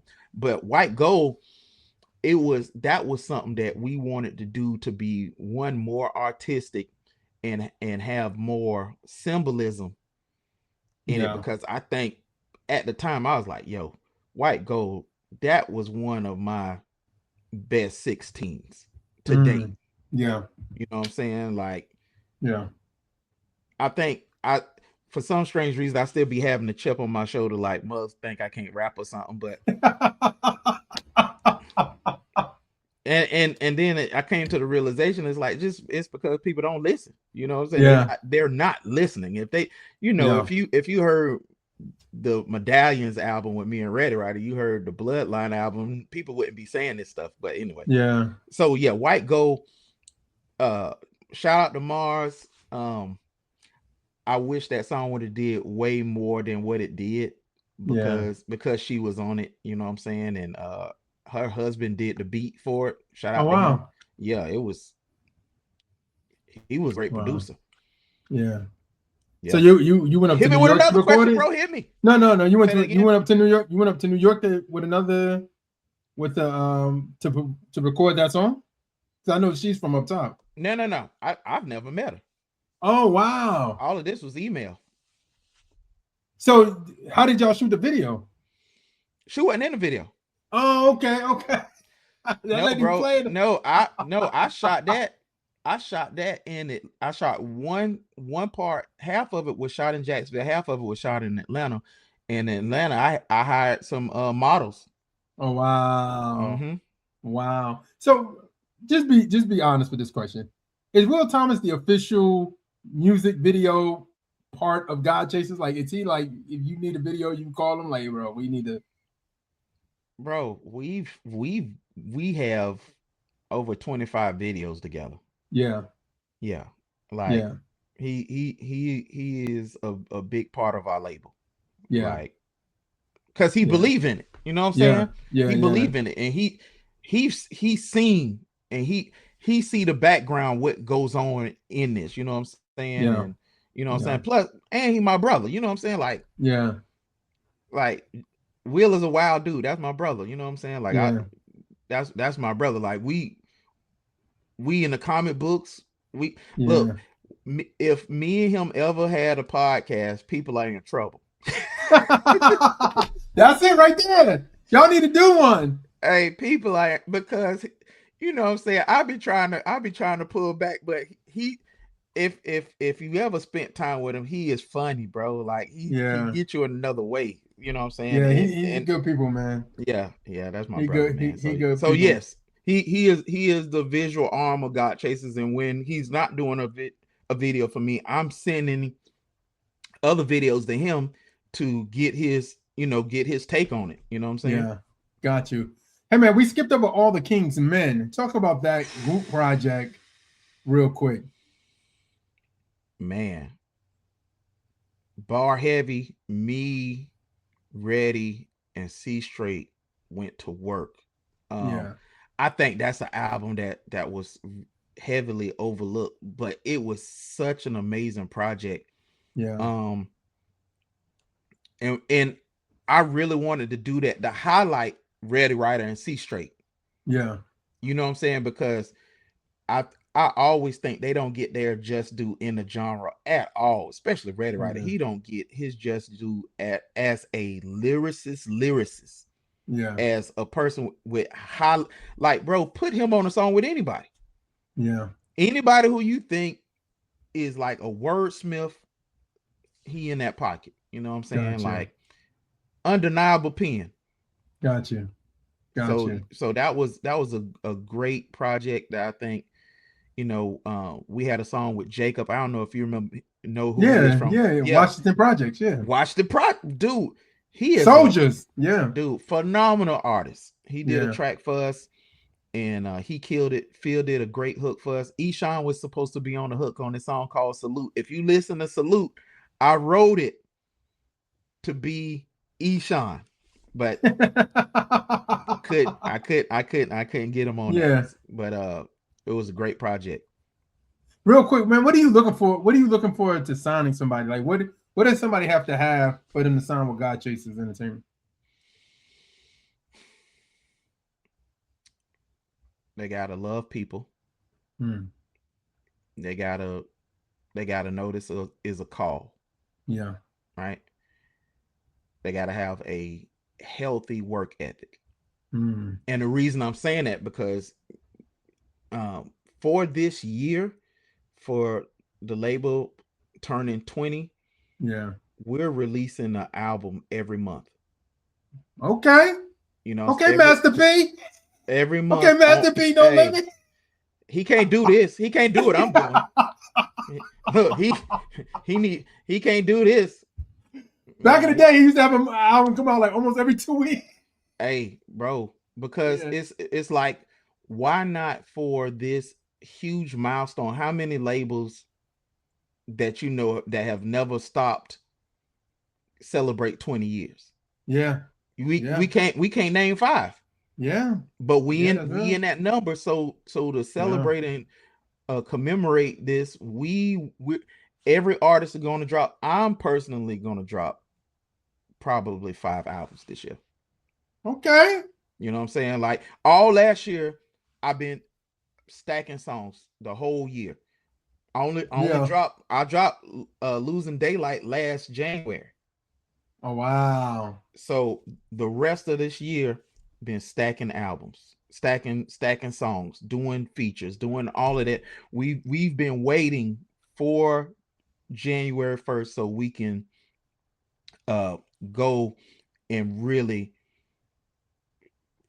do what we can do this year. You know what I'm saying? So are we getting All the King's Men too? Like, are y'all doing a group project on one of the drops too? We are doing a Godchaserz compilation, so it's gonna be a double album. We're gonna put like one side is like, most of our famous music, what we know for, and then the other one is all new music, collaborations, remixes, stuff like that. It's like Michael Jackson history album, when he had all the greatest hits on the first album, and then the second album, all new stuff. Wow. That's amazing, bro. Yeah, bro. That's amazing, bro. Look, if you got time after the interview, I'll let you hear stuff. I mean, I may have a few minutes, but I'm just saying. Wow. That's amazing, bro. Wow. What else Man, you got to do? Come on. I mean, I know you got so much other stuff, man. And we got a documentary. We got, you know what I'm saying? Yeah. I did a Beyond Christmas event this past December the 7th one, the toy drive. The baller alert, that it was straight baller. You was in the documentary, you told the kid, hey, everybody got $2,000. I was like, okay, baller Brinson. Brinson baller. Hey, the Lord did that, bro. The Lord provided for them kids, you know what I'm saying? And we just wanted them to know that Jesus ain't forgot about them. You know what I'm saying? So we with this year, it was with Nemours. I've been doing it with Nemours the past 3 events. Yeah. It was spend $100K on toys, switches, and God just had his way, bro. Got you. And tomorrow I got a Jaguar song dropping with one of the local news stations, and shot a video with Big Phil, and that's dropping, and show some Duval love, because Duval is killing it right now. What else is happening? Yeah, man. I got a love-hate relationship with that situation, because I'm a Tennessee Titan fan. And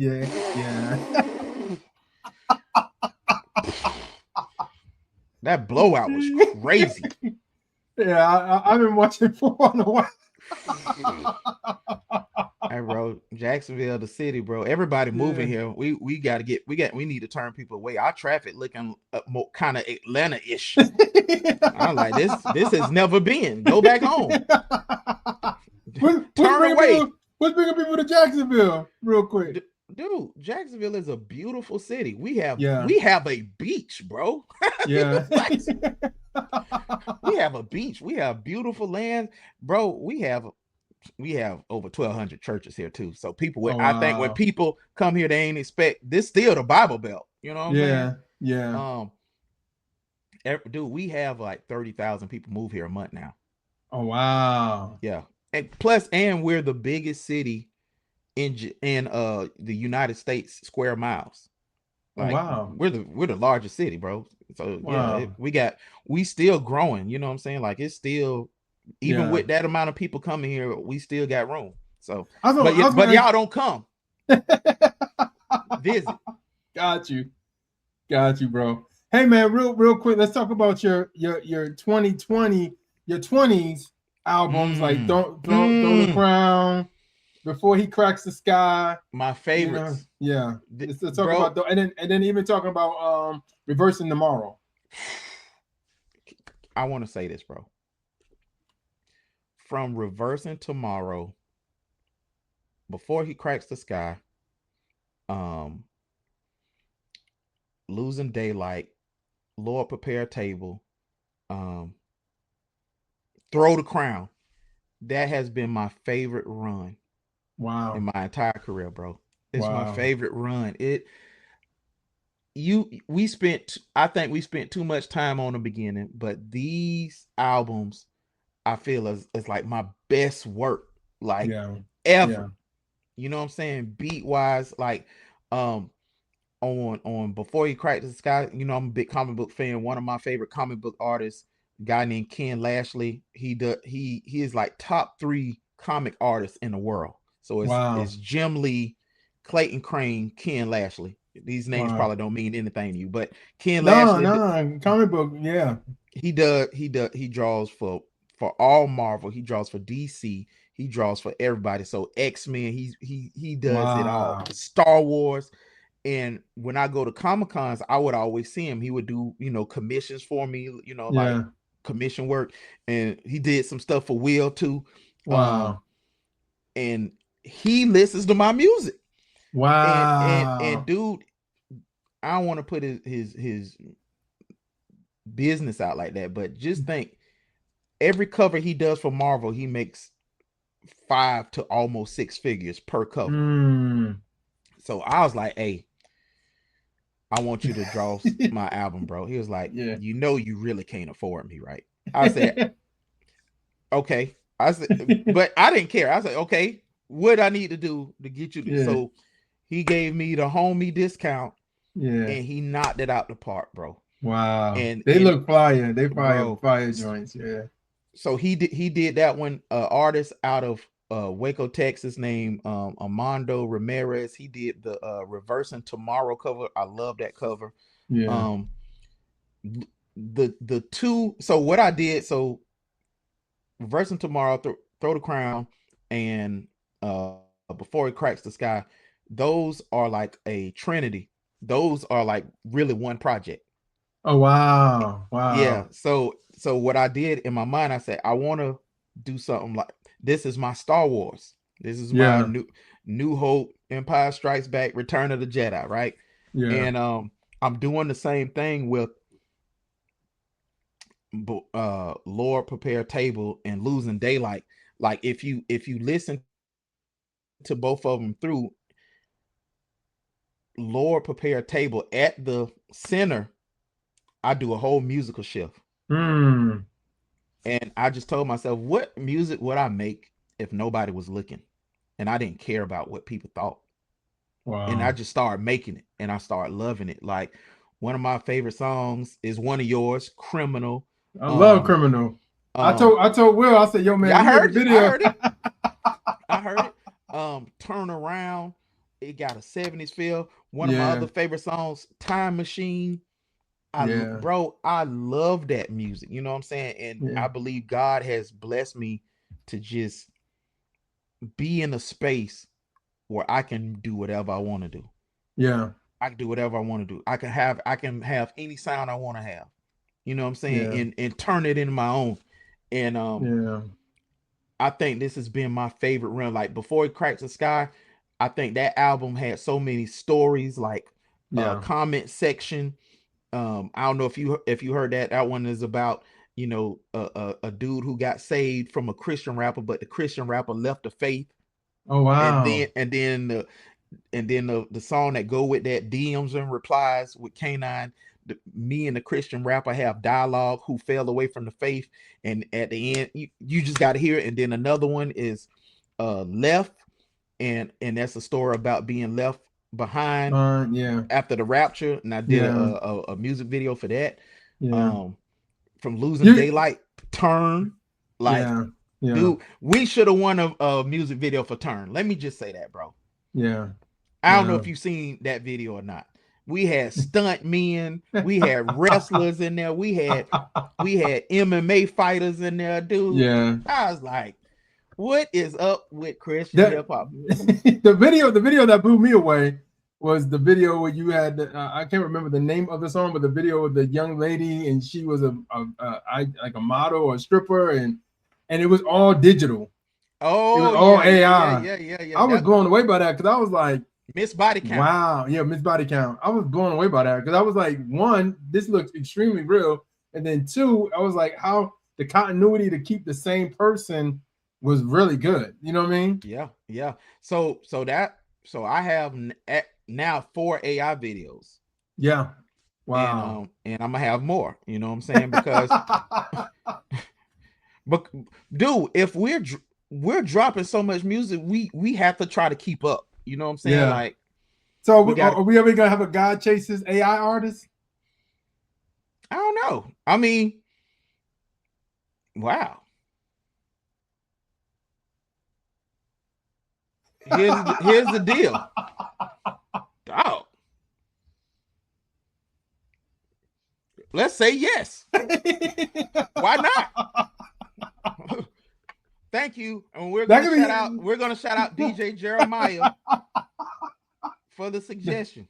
That could be your exit if you ever decide, like, hey man, I want, you know what I'm saying? Because I know some songwriters that are creating AI artists because they know how to write songs, they know how to do good stuff, and they know how to make it look appealing. And then if you're using AI as a video, then wow. Yeah. Okay. Hallelujah. All right, Brinson, you're almost.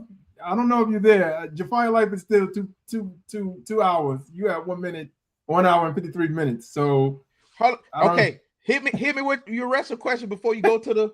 I'm a rapid fire hit him. I'm a rapid fire. Okay, 2 minutes and we're gonna hit him. Okay. Let me see the questions I had because I like the vibe. What's next for you creatively? That will that would take CHH to another level from What we Godchaserz? what we're doing this year with the releases. Got you. Because I don't foresee any other label doing what we're doing right now. That what we're about to do. Yeah. Got you. And man, are you signing any new people, or is any new people coming out with what you got with like Oatmeal Nazarite, and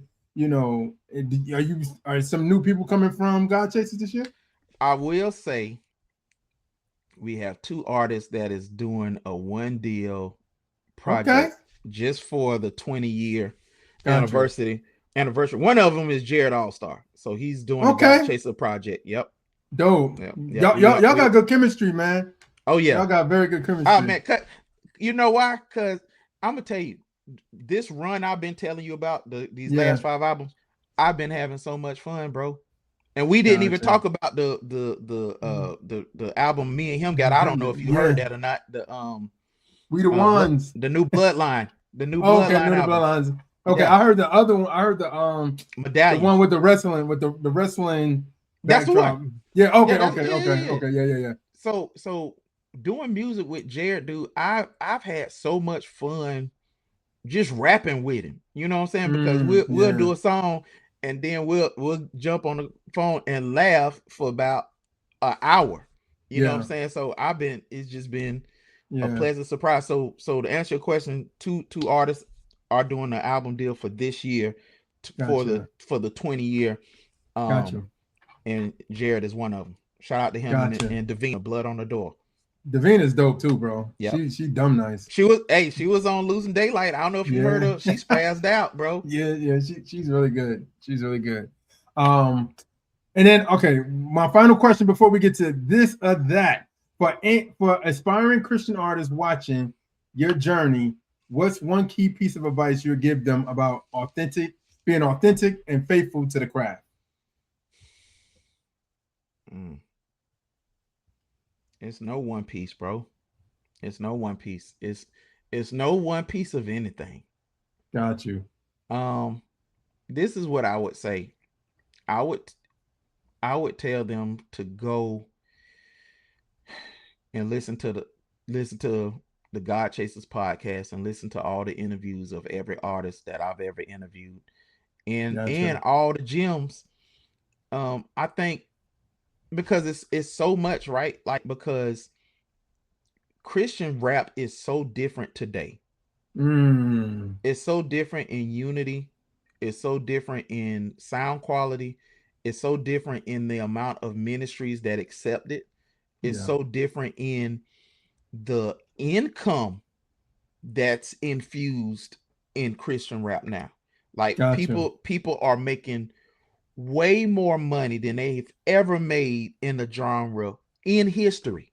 For a fact, in history, we are in the best season of Christian rap now. So you have to have your business, your publishing right with ASCAP. You got to have your sound exchange stuff right. You gotta have a diligent work ethic. You gotta be in a community. You have to be in a church. You gotta have accountability. You have to be in a place where music is not your idol. You have to be totally submitted to God. So I guess the one piece of advice with all of that being said is being led by the word of God and the Holy Spirit. How can we point people to Christ if we don't know Christ? That's good. So my one piece of advice: be led by the Holy Spirit. Fall in love with Jesus. Every chance you can get, fall in love with Jesus. Stay in your Bible. Like, please be in the church. Yeah. Like some people I don't need to be in church. That's not what the word say. Forsake yourself not to assemble. How can you hear without a preacher? How can you preach unless you be sent? How can you hear without a preacher? Fall in love with Jesus. Like, that's right. Think about it. Christian hip hop. Christ. Christ should be first before hip hop. Is Christ first before your You know what I'm saying? Are you still cussing? Are you still, you know what I'm saying? Are you still living in darkness and walking in darkness? You know what I'm saying? So Yeah, that's fall right. in love with Jesus. Be led by the Holy Spirit.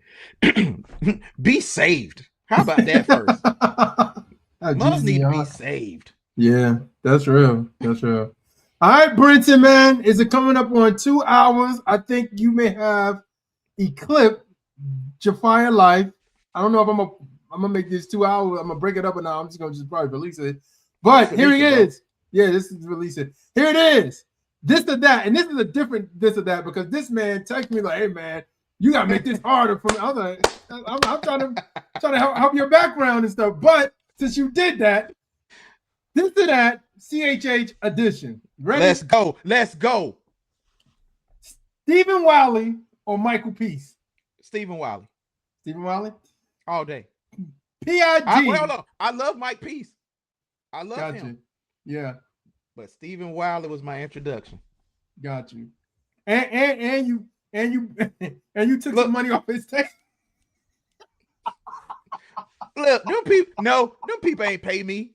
Them people ain't pay me to come perform. They gave you some hot dogs and some chips. Nope, they sent me home, bro. They did benediction and what that night. Now, look, they were like, give a little boy a hand. You got claps. Hand claps. That's funny. All right, man. PID or SFC? PID. PID? Okay. PID. Lil Rascal or New One? Lil Rascal. Lil Rascal? Okay. I know people gonna be like, oh no, Lil Rascal. Yeah, Lil Rascal. Got you. Lil Rascal's voice is insane, bro. Yeah, he's good. He has insane, a good voice. Bro, and he still can rap. Yeah. He still go. Yeah, he's still good. He still go. All right, this is gonna be hard for you. We'll see. Dre Murray or Kanan? It ain't hard. It's not hard at all. What you got? Kanan is the GOAT. Wow. You gonna put him over Dre? Bro, Kanan is the GOAT of Christian rap. Here's why I say it. Okay.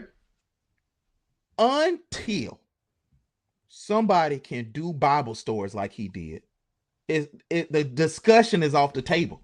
I can see that. Bro, Bible stories, It Is Written Bible Stories is the greatest Christian hip-hop album of all time. Yeah. Of all time. Yeah. It's the Bible. Yeah. It's the Bible. Yeah. It's the greatest of all time. Yeah. It's the greatest of all time. Because that for you, I remember somebody put that For You song, The Passion of the Christ, under For You, and it fitted perfect. Okay. I know I'm over 2 hours. Please forgive me, bro. Okay, no, that's fine. We had a show in Cincinnati. It was me, D-Mob, K-Drama, Lee-Son, K9, and it was a plethora of artists. Everybody, I mean, we had the place rocking, and it was at this place called a Pharmacy. I'll never forget this. K9 went and did For You. The presence of God fell inside the building. Wow. It got smoky, it got misty. People ran to the altar and jumped on their face and started worshiping God for 20 minutes after he was done. Wow. Out of bounds. Wow. Never seen that. Wow. It was crazy, bro. Yeah.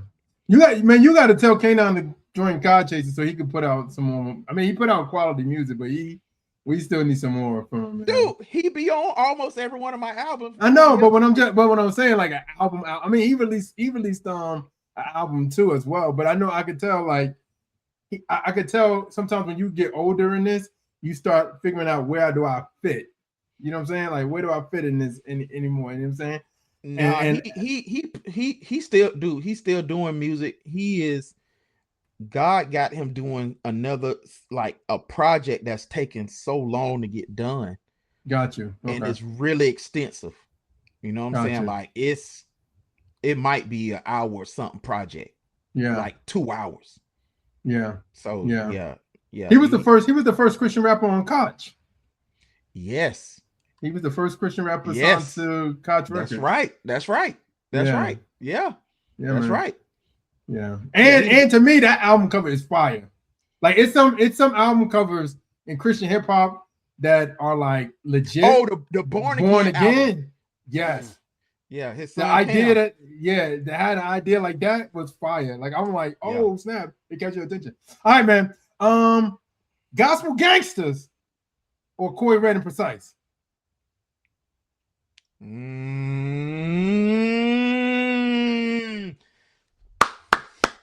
Shout out to you. Shout out to you. Shout out to you, Jeremiah. This is great. But I have an answer. Okay. My answer is Corey Red and Precise. Okay. That's your East Coast bias. No. Corey Red and Precise, Resistance is Futile. Yeah. And they mixtapes helped me stay in the faith. Wow. Because I wanted to go back to the club, and I would put Resistance is Futile on. And bro, when Corey Red said that bar about God seeing you having kinky sex in the shower and seeing all your dirt, I was like, let me stay my butt home. You know what I'm saying? Like, you know somebody we'll pause real quick. I don't know if Christian rap has that type of stuff no more where you listen to it and conviction hit you hard. Like our era was that. I ain't gonna front. This era, I think it is, but it wasn't like you said with Corey Red Precise. Like it's certain songs that I hear and I hear now and you still get that conviction. Like I don't know if we're doing that much no more. And I don't know if it's not on purpose. I know people are doing it. I know. Come on, you an OG. I'm talking about the youngins. I ain't talking about you. I'm talking about like the more younger artists. I don't know if conviction.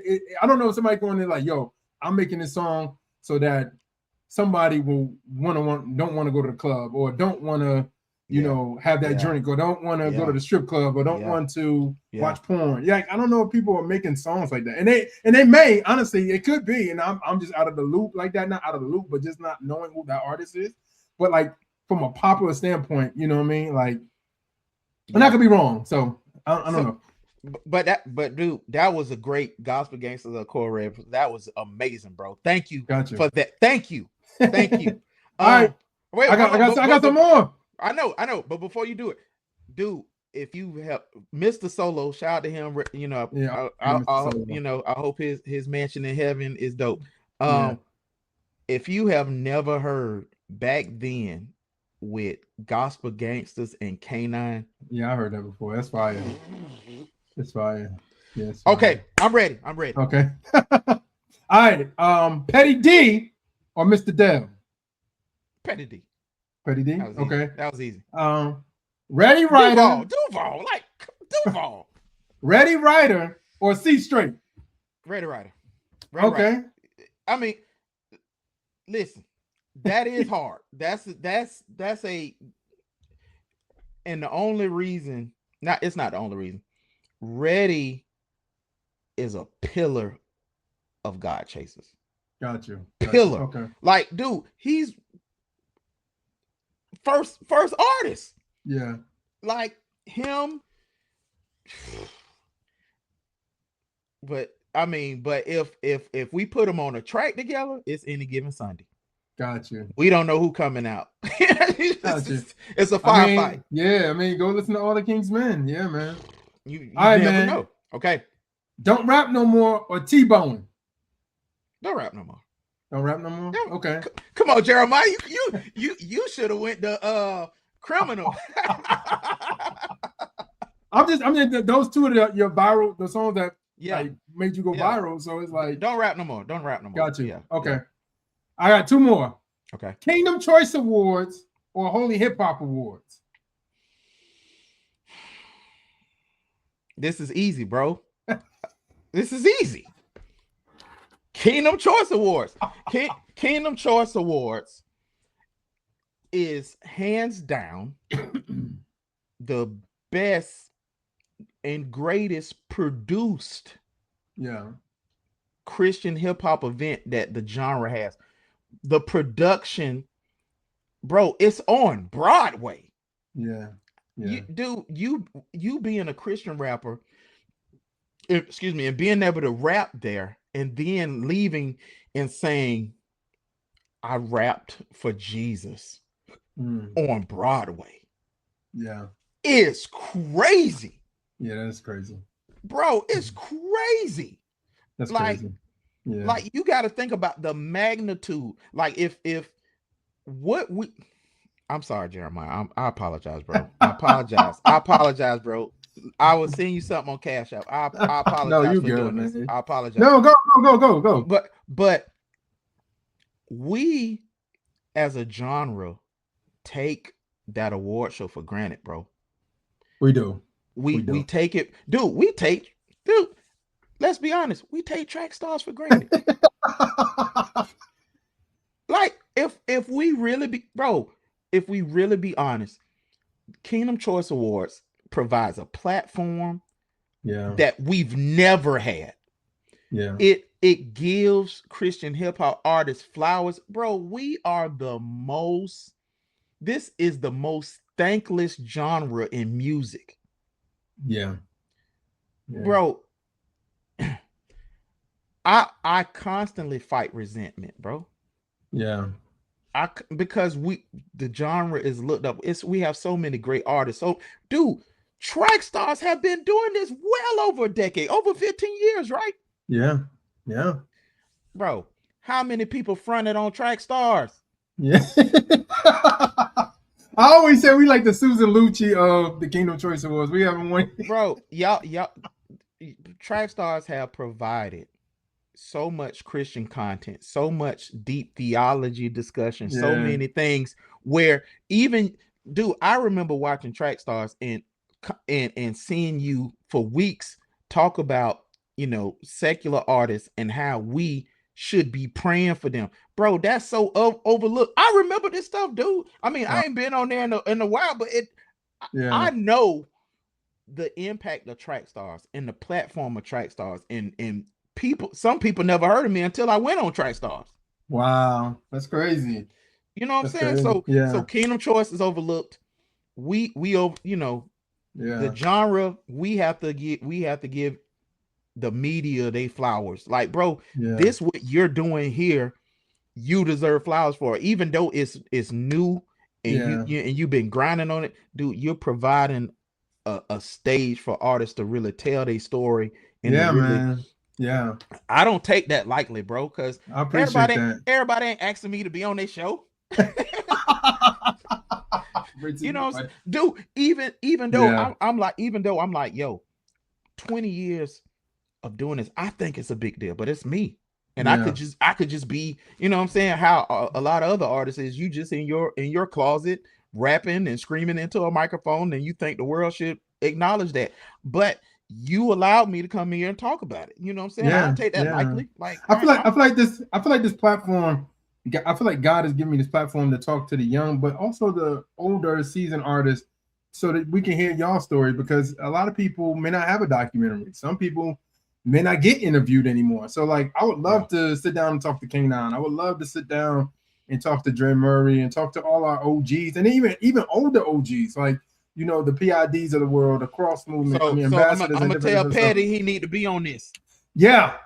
I definitely. I mean, I've come close. I think him and Notaverse was going to try to do something. I got to really talk about. I was trying to catch both of them by themselves, but I mean, I guess whatever we could do. But I would love to have Pettidee on it, because I would love to talk about that. Hey, bro, I know you got one more, but anybody who I got a relationship with who you want on this show, I'm gonna tell them. I'm gonna be like, hey, do it and do it right, and send them something on Cash App, because Cash App a ministry. I appreciate that. All right, my last one. Are you a Christian rapper? Come on, or man. A rapper who is Christian? Come on, man. I thought you wasn't even gonna go there with me. I got to. I am a Christian over a black man. I am a Christian over a human. My soul belongs to Christ. Yeah. When all of this fade away, it's gonna be just me and Jesus. Yeah. Like, I am a Christian. I am a Christ follower. I am a Yeah. disciple of Christ. Yeah. It's Jesus over anything you name. Whatever everybody else say, that's them. As Yeah. for me and this label, Yeah. me and my house, we gonna serve the Lord, bro. Yeah. It man, music ain't saved me. ain't nobody in Wu-Tang died for me. Ain't nobody on Young Money died for me. Nobody on Maybach Music died for me. Yeah. Nobody at Def Jam, Atlantic, Interscope. Nobody, Eminem ain't died for me and would never do it. Yeah. Man, please. I am a Christian over whatever label is Christ. Yeah. Is Christ Gotcha. over? You know what I'm saying? Gotcha. The name above all names is the name above all names. You know what I'm Gotcha. saying? So That's what's come up, on, man. bro. You already knew. Like, don't rap no more, Jeremiah. No more podcasts if you ain't talking about Jesus. Real quick, Wow, Jeremiah. bro. Real quick, Jeremiah. This or that with DJ Jeremiah. Flavor Fest or the Holy Hip Hop Awards? I came into the Holy Hip Hop Awards, but I would say Flavor Fest. And the reason I say Flavor Fest is because I feel like to do that for so many years when Holy Hip Hop faded out, it's just one of those things where it's just like, wow, this is kind of like what you said about what Godchaserz. It's something, it's a staple in the community, and it's a very good staple. And I am that going there is an amazing event to go there. Okay, it gets harder from here. Okay. Flame or the truth? The truth. Okay. The truth. Kanye. Go ahead. I was gonna say the truth because I said the truth because one, I'm more East Coast biased, and I've been a fan of the truth since even before his Kingdom Values, his Who's the Truth EP, his the Light verse. So yeah. This is gonna get you in trouble. Aaron Cole or No Big Deal? That's hard. That's a hard one. I'm gonna go with Lil Bro though. I'm gonna go with Lil Bro Aaron Cole. I'm gonna go with Aaron Cole though. Okay, all right. But that was a hard one because I like No Big Deal too. So. Yeah. Okay. Mace Christian rap album or Kanye's? Oh, that's a good one. Welcome Back or Jesus is King or Donda? You pick. I feel like Donda had some stuff, but Jesus is King has some stuff. Sometimes I like to combine them. I would have to say Mace album, even though it's not explicitly Christian, you could tell the biblical principles on that album. And I remember seeing that album on a bus shop. I was like, they got Mace album on a bus shop, and then I went to go listen to it. And I still love Breeze Stress Shake and Welcome Back, and it's more to me. I always feel like Christian rap is like you either like spitting your testimony or you're spitting like wisdom, and I feel like that album was more like him rapping like his testimony, and like if you really listen to it, it could be like Proverbs almost. You know what I mean? Okay. Eshawn or Mouthpiece? Mouthpiece. Okay. Last one, and I'm gonna leave you alone because I think mine is Rebel or Church Clothes 3? Oh, that's a hard one. I'm gonna say Rebel. I like Church Clothes 3, but I'll say Rebel because I feel like it's the song on there that to this day I still listen to that I always call Identity with him and the Truth and JR, and it's just an amazing record that still speaks to me to this day. So I love that record. So, but I do like a lot of stuff on Church Clothes 3 too. So that's what I'm saying. It's hard, you know what I'm saying? But if I had to, I would I think Rebel was that thing that was just like people going like Lecrae is out of here. You know what I mean? So okay, I did lie. I do got one more. No Other Heroes, Losing Daylight. Losing Daylight got criminal on it, so I know. I'm gonna say No Other Heroes. I like that. I like Losing Daylight, but I think No Other Heroes is just, I don't know why. I mean, I'm a big fan of. I'm starting to get more and more into pop rap, and I'm loving it. Like, I think it's like the most freedomist thing. And I like No Other Heroes, so I would pick No Other Heroes. Did you pick it because you spent more time with No Other Heroes? Probably. But here's the thing. If you spend more time with something, that means you treasure it. You know what I mean? Versus, not saying like you just went listen to anything, but it's just some stuff. I'm more nostalgia with Christian hip hop. So if sometimes, even if you put up a new album versus somebody's old stuff, I'm probably gonna pick their old stuff. Okay. I don't know disrespect, but yeah. I'm glad I did it. Okay, Superman, Batman, go. I thought we were done. Superman. Infinity War, Endgame. Infinity War, because Thanos won at the end and shocked everybody. It was like, was this supposed to happen? Right. Star Wars or Marvel? Marvel. You lost. Okay. No, I'm playing. Okay. I mean, think about this. Think about it. I think the genius of Star Wars is that George Lucas started it at 4, 5, 6, not 1, 2, 3. That's the genius of it. If you think about it, you know what I mean. Everybody think the first Star Wars is Star Wars 1 when it's like, no, it's Episode 4. Like, who thinks about in the 70s to do 4, 5, 6? I mean, from the 70s and 80s, and then pick it back up later on. People on drugs. You know that Coke was in a movie budget. Or that LSD. You know what I'm saying? So, but the reason I said Marvel is because like Star Wars is like its own universe by itself with multiple characters, whereas Marvel is X-Men, Spider-Man, Fantastic Four. It's all different stories into different ones, whereas Star Wars, I feel like it's just one big story with multiple characters. You know what I'm saying? Favorite era of Christian hip hop, the Pharisee era now? Both. I'm gonna say both. And I'm gonna tell you why both. Both, one for the unity that I see here, but both because of the nostalgia of what was going on back then. DJ Official or DJ SO? Official. I said DJ Official. All right, I'm done, bro. I'm done. Okay. I'm done. Thank you.